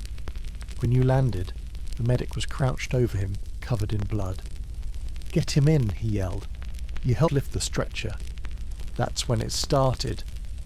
The scream. High. Ugly. Endless. Like his whole body was fire, and the only thing keeping him here was that one long exhale of agony. You looked at his leg, or what was left of it. You looked at his face. Couldn't look again. Sticks flinched. Big Joe went pale. Ramirez stuffed gauze into the wound mid-flight. Didn't help. The kid screamed the whole way back. Didn't stop until the skids hit the ground. Then, silence. You thought maybe he was dead. He wasn't. He'd just run out of voice. And as they carried him off, he looked up at you with something worse than pain. He looked up with memory. That's the part they don't tell you about in training. Not just what you see, but what you hear. Screams that stay with you long after the bleeding stops. Because the jungle isn't quiet. The war doesn't whisper. It howls in men, in wind, in engines straining under weight they weren't built to carry, and sometimes in you. One night you hear Big Joe screaming in his sleep. Not words, just raw sound. You don't wake him. Sticks doesn't even look up from his cot. You all just listen. Let him ride it out. Ramirez lights a cigarette. Better out than in, he says. You nod, because you've done it too. Screamed into your pillow. Into the rotor wash. Into the void between missions, where the memories come crawling out of your helmet straps and your boots. But not the dead. They don't scream. They just lie there. Quiet. Final. You envy them sometimes. Not because they're gone, but because the noise is gone with them. And what's left for the rest of you? The one still flying, still breathing, still trying to stitch sanity back into a world held together with Velcro and violence, is learning how to live with volume, how to fly through it, how to land anyway, how to get out of the bird and walk back to the hooch like you didn't just listen to someone's soul unravel in front of you. Because you can't afford to fall apart. Not yet. You've still got missions, still got names on the board, still got fuel in the tank and a call sign they keep repeating like it means something. So, you wipe your face. You clean the bird. You check the belts. And when the call comes again, because it always does, you answer. And the rotors scream with you. Because if they're screaming, it means you're still flying. And it means, for now, you're still one of the living. When you sleep in Vietnam, you dream in green. Not emerald or forest or anything soft. Jungle green, combat green. The green of moss, mildew, MRE puke and the canvas roof over your head. It seeps into your skull, into your thoughts, into the space behind your eyes where normal dreams used to live. You close your eyes and see trees. See canopy whipping past the skids. See smoke bleeding out from the palms like the forest itself is wounded. And then you wake. And it's red. The tent. The lights. The flares outside the wire. The blood dried into your sleeves. It's always red in the morning. Not golden. Not gentle. Red. And you lie there for a second, eyes open, trying to remember what was real and what wasn't. Because the dreams feel more solid than the ground under your cot. Sometimes you dream you're flying. Not in a HUEY, just you, your body. Above it all, weightless, free. Then the bird drops out from under you and you fall. That's how you wake. Jerking upright, lungs empty, heart hammering like rotor blades gone loose. Ramirez says he doesn't dream anymore. Says the jungle took that from him. But you've heard him whimper. Low. Barely there. Not fear. Not pain. Something older. Something hollow. Big Joe's dreams are louder. He kicks. Curses. Once put his fist through the thin plywood wall of the hooch during a night terror. Didn't say a word the next morning. Just sat, knuckles bleeding, sharpening his knife over cold coffee. Sticks. Nobody knows what Sticks dreams. He just sleeps sitting up, back against the wall, boots still on, hand always resting on the M60 like he's waiting for someone to come for him in the dark. Maybe they are. Maybe we all are. The thing is, no one tells you what war does to your sleep. You hear about the bullets, the explosions, the missing limbs and the metal plates in your head. But they don't talk about the nights, the quiet ones, the nights where everything slows down just long enough for your brain to catch up and realise how much it's seen, how much it's still carrying. You dream of the guys who didn't make it. Not how they died, but how they laughed. A bad joke in the mess tent. A poker hand on the pad. A dumb grin in the rearview mirror of a bird that never came home. You hear their voices, not screaming, just talking, like they're still here. And sometimes you answer out loud. And that's when you really know something's broken. You walk out into the night air just to breathe, just to see the moon. Except half the time, it's not there. Just haze. Red flares popping in the distance. Radio chatter in your ears like ghost static. It's 0400. No missions yet. But you don't go back inside.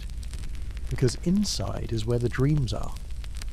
And the dreams are starting to feel realer than the war.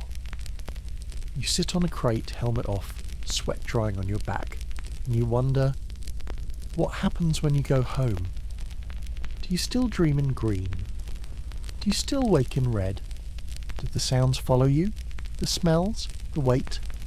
You've heard stories. Guys back in the world waking up on the floor, grabbing for rifles that aren't there. Diving under tables when a car backfires. Kicking their wives out of bed in the middle of the night without knowing why. Because the war doesn't end when the bullets do. It lingers. In the blood. In the memory. In the colour of your dreams. And the worst part, you're not even sure you want it to stop. Because this war, this sky, this machine you fly and bleed in every day, it's the only place that ever made sense. You get up, stretch, pull your flight suit halfway back on. The sun's starting to rise, sort of. More grey than gold, more fire than light. Ramirez steps out of the hooch, eyes tired. You up already? You nod. He doesn't ask why. He already knows. Because he dreams in green too. They told you it would be simple. Enemy in black pyjamas, you in green, us versus them. But out here, nothing's simple. And sometimes the enemy looks like you. Same boots, same age, same hands on a rifle they didn't ask to hold. You learn real fast that war doesn't have a face. Not a clear one. Not out here. You fly over a village. Small, dirt paths like veins, kids playing in puddles, chickens scattering under your rotor wash, and in the doorway of a shack with no windows, a man standing still, unarmed, expressionless, but watching you. And something in you twitches, because last week a man just like that walked into a US checkpoint with a limp and a smile, and a grenade in his pocket. He didn't make it. Neither did the corpsman standing 5 feet away. So you fly a little higher now, a little faster. Because out here the line between innocent and insurgent is thinner than rice paper. You land near a river, hot zone extraction. Nothing unusual except this time the village isn't empty. There are people, actual people. A woman holding a baby. A boy dragging a stick behind him in the dirt. 2 old men crouched beside a cooking pot, eyes not angry, just tired. You're waiting for the recon team to return when you see movement in a side alley. Slow, careful. A shadow steps forward. It's another boy. 12, maybe 13. No shoes, no shirt. Just a dirty satchel strapped across his chest. Ramirez sees him too. lowers his rifle but keeps the safety off. The kid walks past the bird. No rush. No fear. And that's what scares you. Because no one walks past a HUEY that calm, unless they've done it before. Unless they know something. The boy disappears behind a shack. You glance at Big Joe. He's already moving. By the time the recon team returns, the village is silent again. Too silent. You don't see the boy. You don't ask what was in the satchel, because you already know. 3 days later, a bird goes down a click from that same village. Booby-trapped rice paddy. Pressure trigger made from bicycle wire and an old Coke can. One survivor. And all you can think about is that kid. The one with the eyes too old for his face. The one who didn't flinch under the noise of your rotors. Because you've seen those eyes in mirrors. In your own. There's a story Ramirez tells when he's had too much of the rot gut they call whiskey out here. About a firefight outside Pleiku. Dense jungle, visibility down to yards. They called in an airstruck napalm. Cleared the ridge. Afterward, he was walking the tree line when he found a body. Half burned. Holding something. He thought it was a rifle. Turned out to be a bamboo flute. He laughs when he tells it, but the laugh isn't real. It's just a noise to cover the static. Because how do you live with that? How do you keep flying into places where the targets blur into silhouettes that might have been farmers last week? How do you hold your fire when you know what hesitation costs? The truth is, you don't. You pull the trigger. You drop the crate. You bank the bird hard and lay suppression on the ridgeline, knowing full well there might be someone in those trees who doesn't even know what this war is about. You do it because it's survival. But later, in the dark, when the mission's over and the engine is cooling and the adrenaline wears off like a drug you didn't mean to take, you see faces, not angry ones, just faces, watching, wondering, bleeding. And everyone looks a little too much like yours. Same fear, same confusion, same clenched jaw before the sky tears open. You start to understand what nobody tells you in the briefing room. That sometimes the real enemy isn't who you shoot at. It's the part of yourself that starts to stop caring. The part that says they all look the same. The part that lets you sleep after a body count. The part that learns to categorize a whole country into two shapes, moving and threat. But there's another part. Quieter. Slower. The part that keeps the photo in your helmet. Not of home. Of the girl from the village who brought you water after your bird threw a rotor belt in the hills. The one who didn't speak a word of English. But smiled. And gave you a mango. That photo stays with you. Because you need to remember. They're not all VC. They're not all enemies. Some are just stuck, like you. Cogs in a war they didn't start. You think of her sometimes, when the smoke clears. When the bodies are stacked. When the brass is swept. When the bird's belly is empty and your hands still stink of cordite and sweat. You wonder where she is, if she's alive, if her village still stands, if she ever knew that the guy with the burnt gloves and the patched up helmet remembered her name, even though she never gave it. The hardest thing in this war isn't flying. It's not the bullets, not the jungle, not even the screams.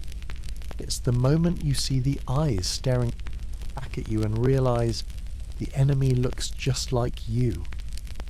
And that means the war you're fighting, it's not just out there. It's in here too. Some pilots pray for daytime. Not because the sky's clearer. Not because it's safer. But because when the sun's up, at least you can see what's trying to kill you. At night, you fly blind. Not just visually, spiritually. Out here, the dark isn't empty. It's alive, thick, hungry. And the night flights? They're the worst. No chatter, no cheering, just wind, static, and the unspoken understanding that nobody flying after sunset expects to come home in one piece. But you go anyway, because wounded don't wait, and the dead don't walk themselves out of the bush. You're called at 0210. Not a word, just a knock on the hooch frame. Ramirez opens one eye. Where? The runner shrugs. Grid 6 kilo, fire-based stagger. You all grown.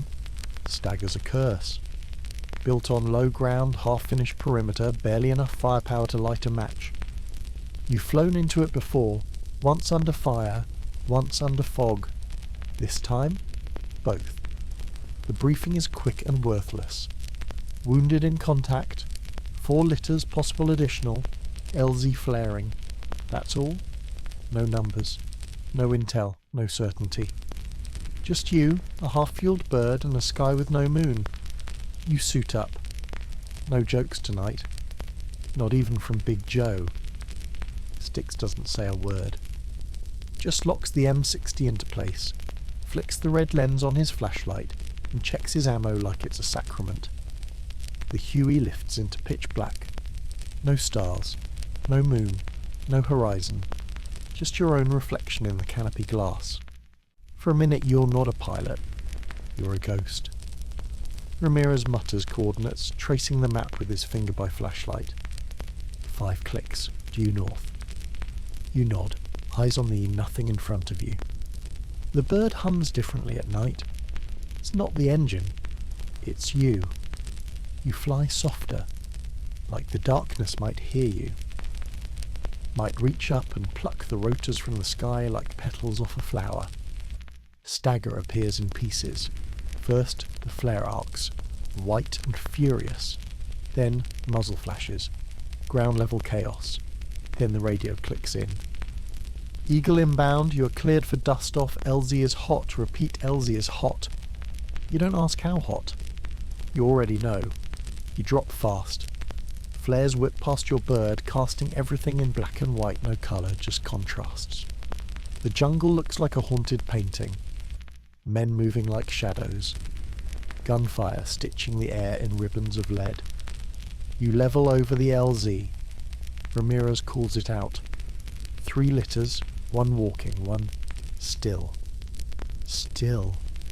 That's the word they use when they don't want to say dead over comms. You hover. Too long. They're struggling to load. One guy's trying to lift another who weighs twice as much. Sticks leans out the door and shouts. You can't hear him, but the body language says hurry the hell up. Then it happens. Incoming. Bright. Fast.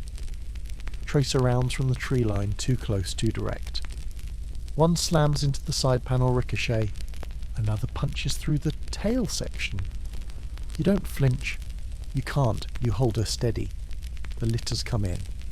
1, 2, 3rd is a mess. The guy's half wrapped in field dressing, barely breathing. The walking wounded collapses as he tries to board. Big Joe hauls him in like a bag of rice. You get the signal. Clear. You lift. Hard.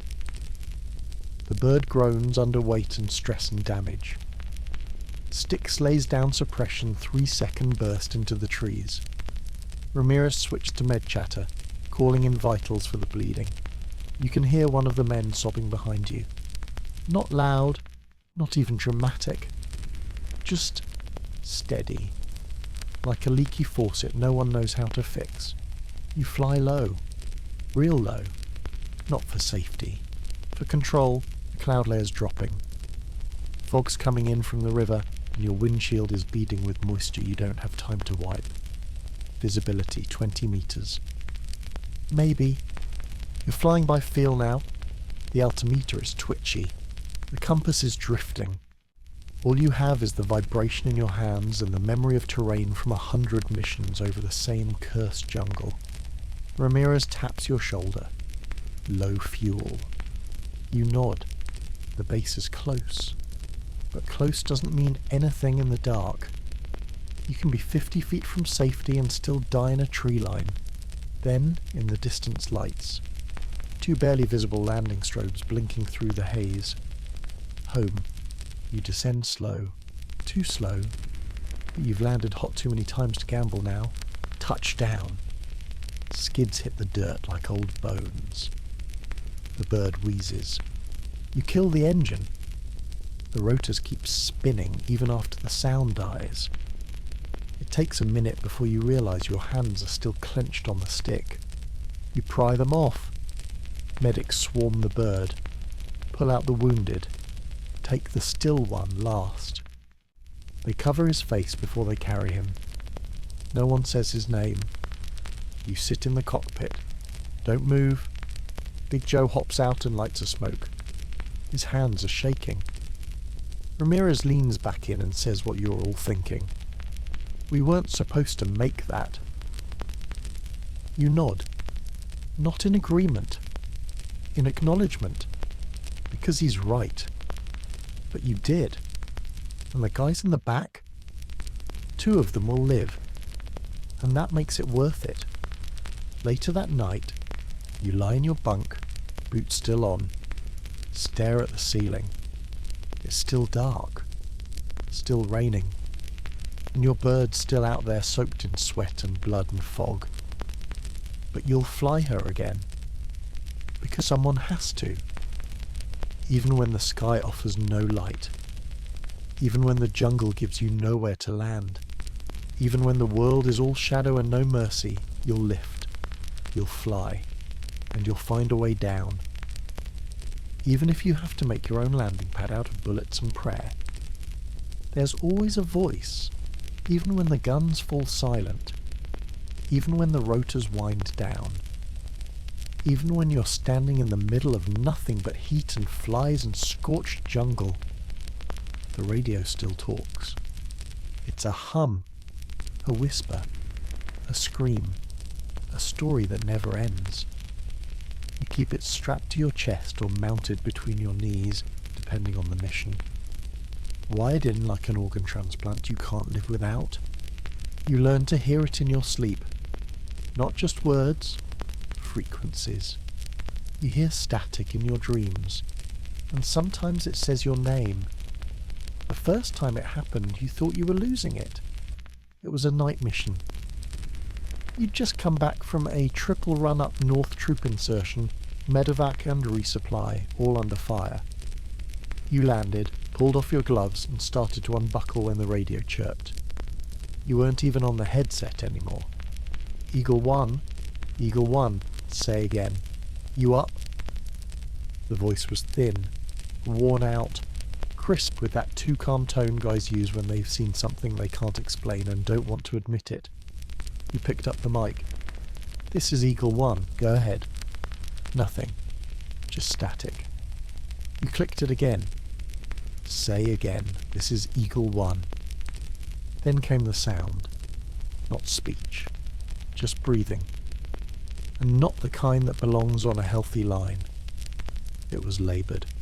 Heavy. Wet. Like someone was trying to die but hadn't finished yet. You called back. Who is this? Identify. Still nothing. You waited 5 minutes. Sat alone in the cockpit, hands cold, sweat drying on your back. Eventually you cut the power. Told yourself it was interference. Maybe a flare-up from a dead bird's black box.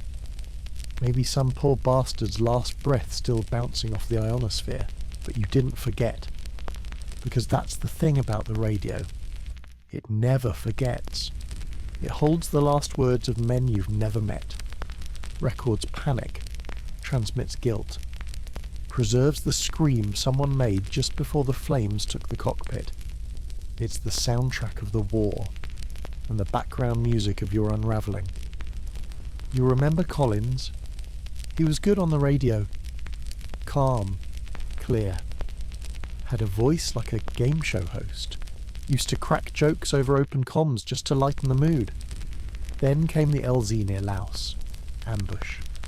He called in calm. Eagle 3 taking heavy fire. LZ compromised. We're... Gunfire. Static. Then, tell my wife I... Cut off. Just like that. Gone. You waited for more.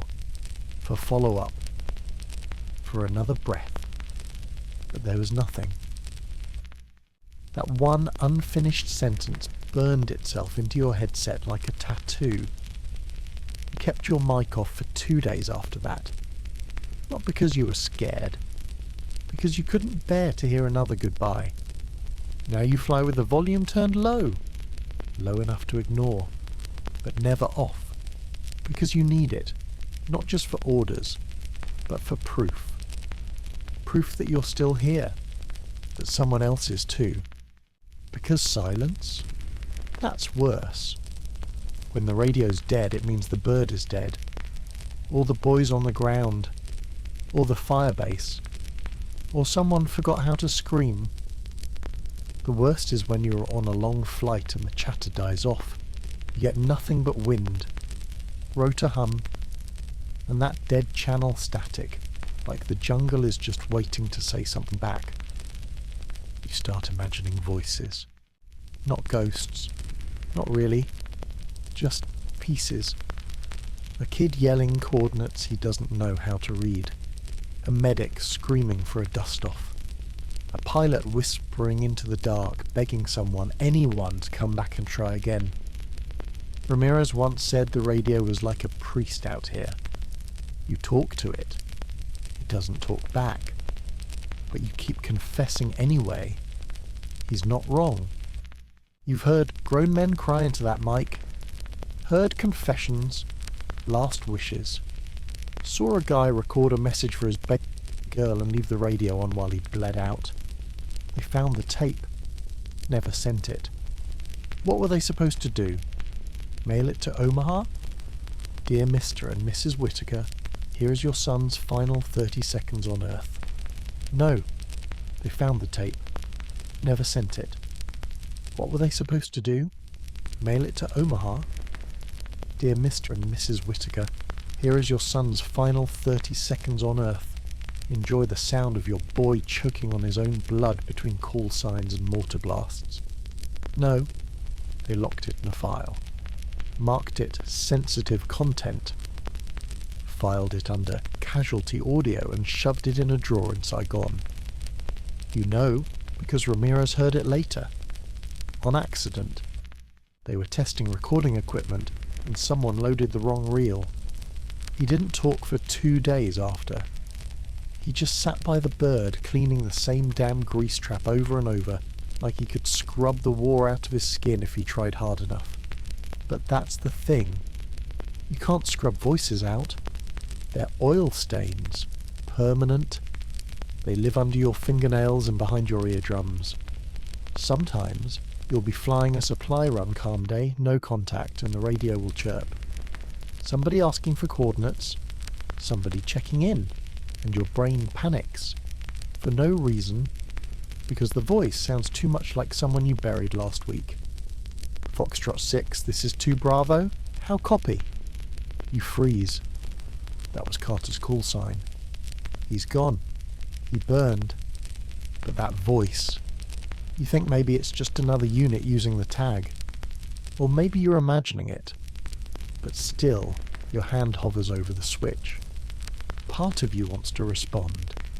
Wants to say, I copy, Carter, loud and clear. You're still out there, huh? But you don't. Because if you answer ghosts, they might start answering back. The radio isn't just communication out here. It's connection. It's lifeline. It's confession booth. It's memorial. Every click. Every pause. Every broken sentence is a tombstone on a different frequency. Big Joe keeps a log. Not because he's told to. Because he wants to. Every time he hears someone go down on comms, he writes their last words. Page after page in a dirty green notebook tucked inside his chest rig. He says if someone doesn't remember them, really remember, then they die twice. He never shows the book. Not to anyone. But you've seen him sitting alone on fuel crates flipping through it with the same look priests get when they open the good book to a verse that never gave them comfort. One night you hear Stick say something on a dead channel. No mission. No contact. He just keys his mic and says, "If anyone's still flying out there, don't stop. Please." Then silence. He doesn't know you heard it. You don't bring it up. Because out here, everyone talks to the dark eventually. And sometimes the dark talks back. It's not all tragedy. Sometimes the radio saves your life. You hear the call just in time. RPG left ridge. And you bank hard and the bird survives. Sometimes you hear a familiar voice from a HUEY you thought got shredded over Quang Tree. Eagle 7 still airborne, lost fuel but we're limping home. And that feels like a miracle. Not angels, not heroes. Just guys with frayed cords and dying batteries refusing to let go of the damn switch until someone, somewhere says, "We hear you." That's all anyone wants out here. To be heard. To know that when the last rotor spins down and the last flare burns out, someone's still listening. So you keep the radio on, even when you land, even when the engines go cold, even when you're lying in the bunk staring at a ceiling you've memorized. Because if that radio crackles, you'll be up, boots on, helmet half-laced, flight stick in hand, ready to lift. Because the war may go quiet for a minute, but it never shuts up. The voices never stop, and the radio never forgets, and neither do you. There's something different about the air before sunrise. Not cool, not calm, just suspended, like the world's holding its breath, waiting to see who's still standing when the light comes back. You've flown through every hour of the clock, but this one just before dawn it cuts deeper, because you're not just tired, you're used up, and it's not just the fuel gauge riding on empty, it's you. But the mission came in anyway. 0400, Firebase Matador. They're surrounded, ammo low, no birds available, except you. You look at Ramirez. He doesn't blink, doesn't ask, just nods. Big Joe groans, but he's already lacing his boots. Sticks doesn't say anything at all. Just slings the M60 and walks straight to the bird. You can tell the crew's on fumes. Not from the way they move, you're all still fast-trained clockwork. It's the eyes. That glassy stare that means your body's moving because it remembers how not because you feel anything. The bird's already been patched 3 times this week. A cracked skid. Shrapnel through the tail. Bullet hole that damn near kissed the hydraulics. You called her lucky. Now you're starting to wonder if she's just stubborn. Pre-dawn sky looks like bruised flesh. You lift anyway. And for a second you don't feel tired. You feel weightless, like the birds lifting your soul, not just your boots. You hit altitude and the jungle below turns into a black smear. No fire yet, no flares, just dark. But you know what's waiting on the other end. Matador's been under contact for hours. They've been holding the line with belt-fed prayers and bayonet promises. They called for air twice. Got silence. Now it's you. 1 bird, 5 souls, and a war that doesn't sleep. Ramirez calls it out over the headset. 2 clicks. We're close. You see it then. The first burst of fire not aimed at you but arcing in from the tree line toward the firebase perimeter. You hear the chatter. Not yours. Theirs. They're breaching north wall request cover. Dust off priority 2, 6 wounded, repeat 6. You descend hard. The LZ's barely lit. A broken chem stick here. A dying flare there. You land by feel. Skids touch down on uneven dirt. The bird sways. They start loading immediately. Blood everywhere. You count 4 stretchers. One guy dragging his buddy like a sack of potatoes. There's no time for names. Just wait. Just blood. Just urgency. Styx opens up. Short bursts. Controlled. You hear the response from the trees, AKs popping like static. Loud and messy. Then you see her. The girl. Maybe 16. Wearing jungle black. Eyes wide. RPG in hand. She's 10 yards from the bird. You freeze. She's aiming. So is Styx. Time splits. And before you can speak, before your brain catches up, the M60 barks. The girl folds. Slow. Falls backward like her feet gave up first. No explosion. No shot fired. Just a silence that will stay with you long after the brass cools. They finish loading. The ground crew shouts. Clear. You lift. Not fast. Not clean. But you lift. And every inch of altitude feels heavier than the last. Big Joe's got a wounded man across his lap. He's whispering something, maybe a prayer, maybe a lie. Ramirez wipes his face. It's not sweat. It's blood. Not his. You don't ask whose. You just fly. Matador disappears behind you, still holding, still breathing, barely. The sun is starting to rise. Just a line of pink bleeding over the ridgeline like the day's been wounded too.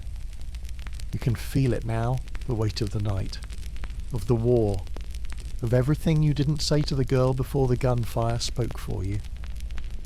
Ramirez looks out the window, quiet, then says, "She was just a kid." You nod, because you saw it too, and you'll see her again. Not in the jungle, in your dreams, standing in the dark, holding that RPG.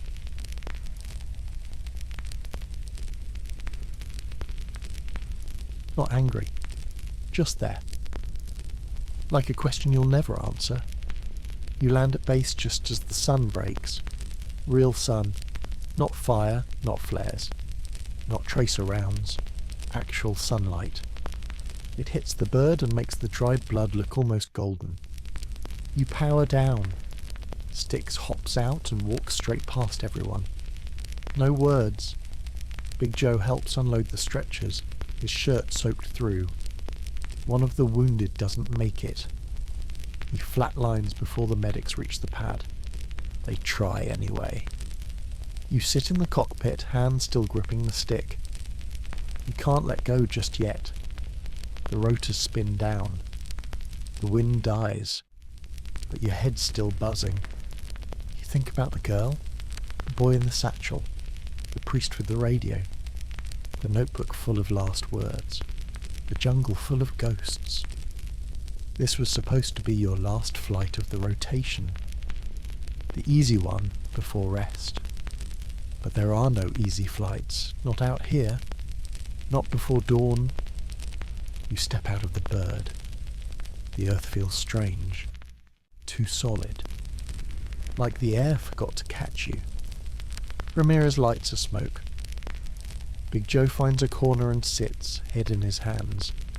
You just stand there, eyes closed, face turned toward the sky, trying to forget the girl, trying to remember how to come down from a place where nothing ever really lands. Because the last flight before dawn isn't just another mission. It's the one that reminds you you're still alive. And that's the hardest part of all. There's a myth they feed you before you ship out. That war has rules. That good guys fight clean. That right and wrong can be measured in uniforms and salutes and the way you hold your rifle. But out here, nobody fights clean. Not them, not us, not even you. Especially not you. You tell yourself otherwise. Tell yourself you fly for the wounded, for the boys in the dirt, for the chance to bring somebody home. But then comes the day you fire on a tree line that might have been empty. The time you shoot first because the last time you didn't, someone bled out in your lap. It adds up. Small things. Fast decisions. 1 minute you're transporting medical kits. The next you're strafing a hill because some spotter said possible movement. Possible. That's enough, right? You tell yourself it is. But then you walk past the body of a kid who couldn't be older than your nephew. Sandals. No rifle. Just a satchel full of rice and a busted harmonica. You freeze. Because you realise that hill wasn't just a hill. It was a place. A home. Maybe his. And now it's nothing. You didn't even see him from the air. Just heat and shadow. You pulled the trigger anyway. Big Joe says it's the only way to survive. Morality's a luxury, he growled once, picking shrapnel out of his thigh. And out here, luxury'll get you killed. He's not wrong. You've seen guys hesitate. You've seen what it costs. There was one Harper. First week in country. Bright kid. Didn't smoke. Didn't swear. He saw movement in a tree line and waited. Wanted confirmation before opening up. Didn't get it in time. One of ours took a bullet in the throat. Gone before the HUEY landed. After that, Harper changed. Didn't ask questions anymore. Started firing at shadows. Sometimes, even at echoes. You wanted to say something. But how do you tell a guy to aim better in a place where everything looks the same? Jungle doesn't come with labels. And the enemy doesn't wear uniforms unless they want to be found. Ramirez tells a story you never asked for. Patrol sweep. Village near Puokvin. Suspected VC. They found nothing. Just old women, cooking fires, children playing with sticks, and a radio. Tuned to NVA frequency. Hidden in a rice sack. They called it in. Command ordered action. Ramirez watched a squad burn the village down. Watched a man shoot a boy for running. He doesn't tell the story like he's bragging. Doesn't cry either. He just says it happened. Like rain. Like heat. Like anything else you learn to stop reacting to. He says, you think you know who the enemy is until the enemy's 9 years old and wearing your little sister's smile. And you don't respond. Because you've seen it too. Different village. Same stench. Same stakes. You were on Overwatch that day? Up above, circling low, providing support. Sticks saw movement near a hut. Called it in. You confirmed. 2 figures. Running. No weapons visible. Didn't matter. Rules of engagement said if they run, they're fair game. You hesitated. Half a second. Then you fired. The round hit centre mass on the bigger one. The smaller one turned, screamed, and vanished behind the hut. When you landed, the team found the body. Woman, 40 maybe. She was clutching a sack of taro root. Not explosives. Food. The team never found the smaller figure. Maybe a kid. Maybe VC. Maybe just scared. You'll never know. But you see her face. Every time you close your eyes. Sticks told you not to lose sleep over it. Better her than one of us, he said. And he meant it. And he wasn't wrong. But that doesn't help you at 3 a.m, when the hooch is quiet and your hands are shaking and the sweat on your neck feels like blood that won't wash off. Nobody fights clean out here. You hear stories from the other side. Booby traps in children's toys. Snipers dressed as monks. A woman with a baby strapped to her chest, using it as cover while she lobbed a grenade into a command post. You believe those stories, because you've seen worse, and you start to understand that this war is not about lines and uniforms. It's about survival, and survival's messy. Morals don't ride shotgun in a HUEY. Guilt doesn't wear body armour. The longer you're out here, the more you realise every trigger you pull is a question, and you don't always like the answer, There's a reason guys drink themselves blind when they rotate back to base. A reason they stop writing home. A reason Big Joe doesn't talk about his first month in country. Not even when he's blackout drunk. You don't ask. Because he doesn't ask you about the woman near Puok Bin. The one you didn't shoot. The one who came back 2 weeks later with a detonator in her hand and took out 2 trucks and a fuel tank. You tell yourself you did the right thing by sparing her. Until the fire. Until the screams. And then you tell yourself you didn't. And then you tell yourself, that's war. But deep down you know, that's just the lie you need to keep flying. There are some things you can scrub off. Blood. Oil. Gunpowder. You shower 3 times. Change uniforms twice. Burn a pair of socks just to be sure. But some smells, they don't go anywhere. They live under your skin. The smell of war is one of them. It's not just one thing, it's a blend. A recipe only this place knows. Equal parts rot, sweat, diesel, gun smoke, and something worse. Something metallic and alive and final. The first time it hits you, it's subtle. You're unloading crates from the bird near a forward base. Humidity's 100%. Your sleeves are sticking. Everything reeks of damp canvas and rust. Then a breeze shifts just slightly and you smell it. Death. Not fresh. Not clean. This isn't hospital death. Not sanitized and wrapped in a sheet. This is jungle death. Days old. Ripe. Settled into the ground like it belongs. You gag. Reflex. Big Joe doesn't even flinch. Get used to it, he says, lighting a smoke like you're at a barbecue. And you do, because you have to. Soon, you stop noticing the smaller things. The sweat. The mould. The way the bird starts to stink if it sits too long in the sun. But the real smells, the ones that come with burned flesh and cordite and soaked bandages, those never fade. They follow you. You can be a mile from a firefight and still know it happened. Not from the smoke, from the scent. Gunpowder mixed with marrow. Steel and singed canvas. Boot leather cooking in the heat. You start tracking kills with your nose before the radio confirms them. One time, after a hot LZ pull, Ramirez sits down next to you on the pad. His gloves are soaked. His helmet's cracked. His face blank. I can't smell anything but blood, he mutters. You nod, because neither can you. That mission? 3 litters.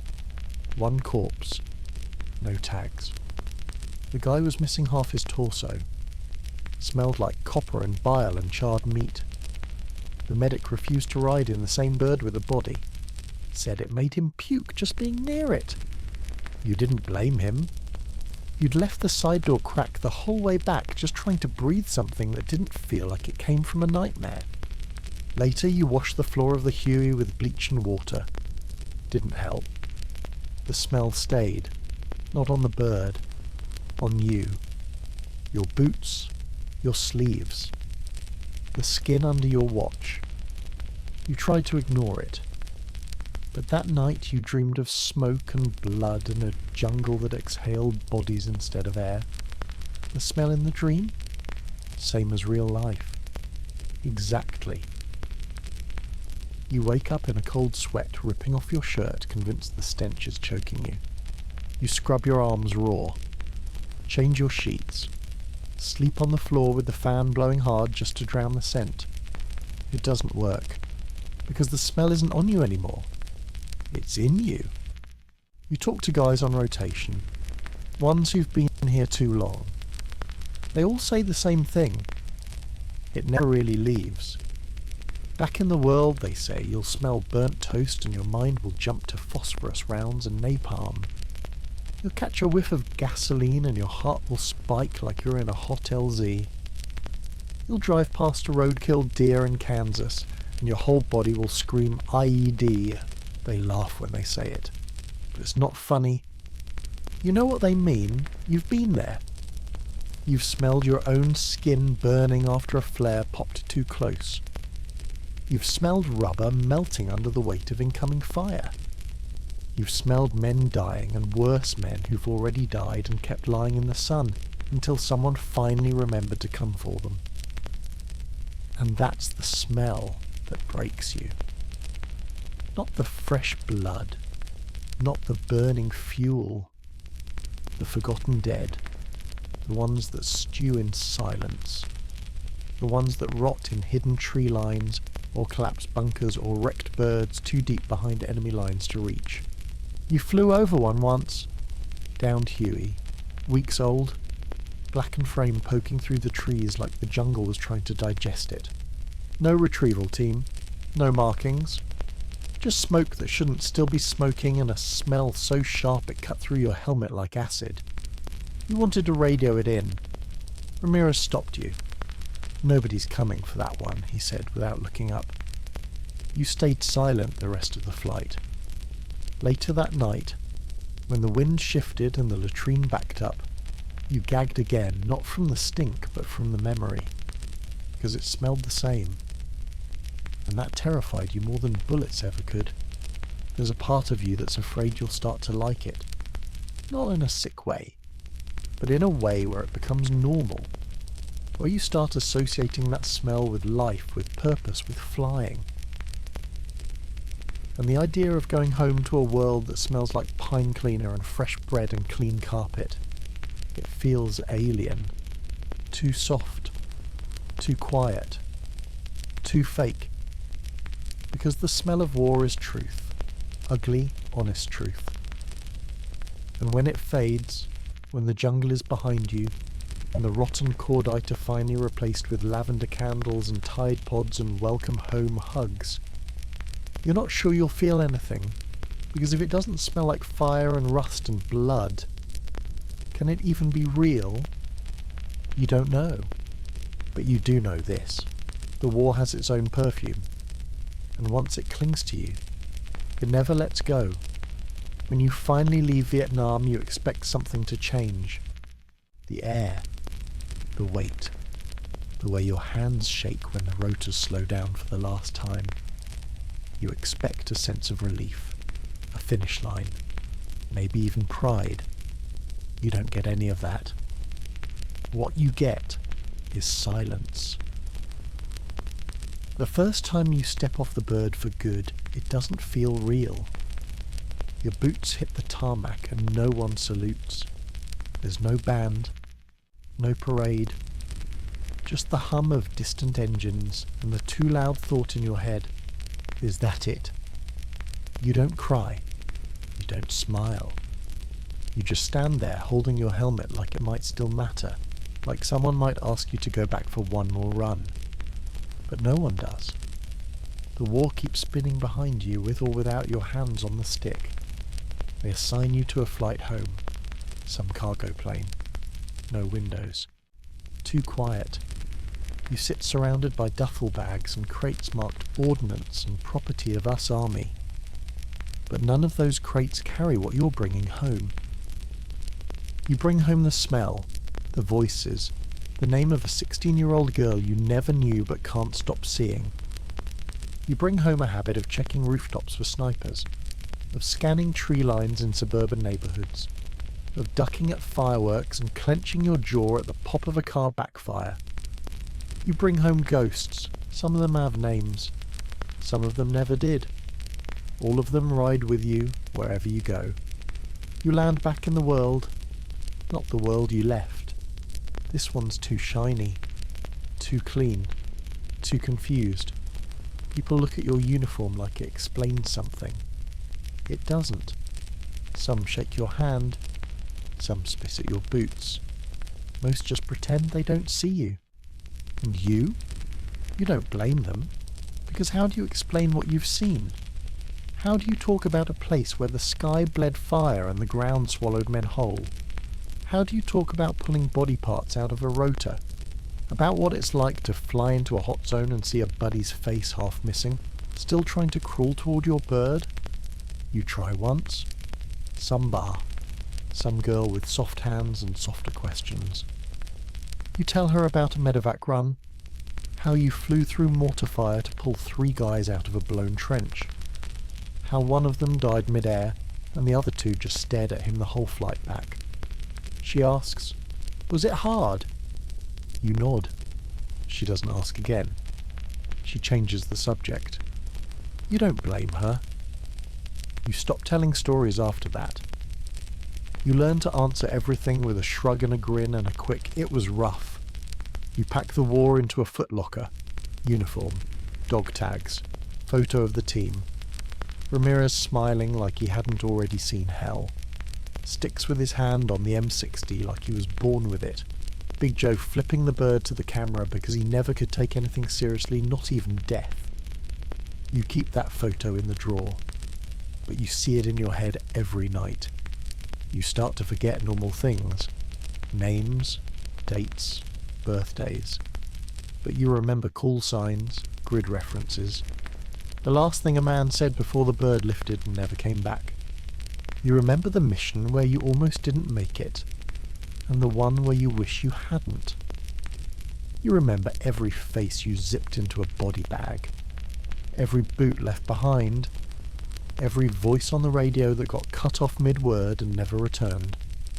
What you leave behind out there, it's not just wreckage.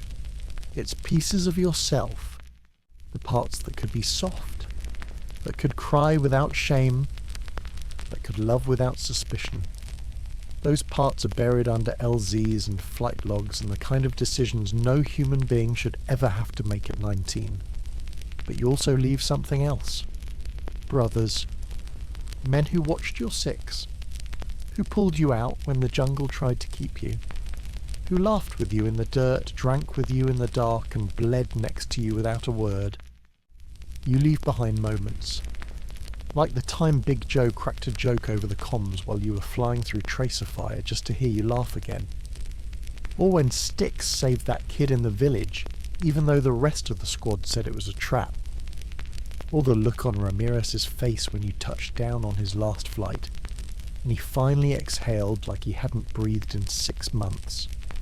Those moments, they're yours forever. Nobody can take those from you. Not time. Not politics, not distance. The war took a lot, but it gave you truth, the kind that burns, but also the kind that bonds. Years from now, you'll hear a HUEY in a museum or a movie, and you'll feel it deep in your chest, like the rotor's still spinning, like the bird's still waiting, like the sky never stopped calling your name, and maybe, in a way, it never did. Because war doesn't really end. It just gets quiet. And you carry it. In the way you walk. In the way you scan every room you enter. In the way you never quite sleep without one eye open. So, what did you leave behind? Everything that never made it out. The friends who didn't get lucky. The innocence that got shot down on your first flight. The guilt you couldn't drown. And the love you had to postpone. But what did you bring home? That's simpler. You brought home the truth. And that truth, ugly, painful, honourable, complicated, is the one thing they can never take from you. Even if they don't understand it, even if you can't explain it, you lived it. You flew it. You survived it. You were a HUEY pilot in Vietnam, and that means something. It always will,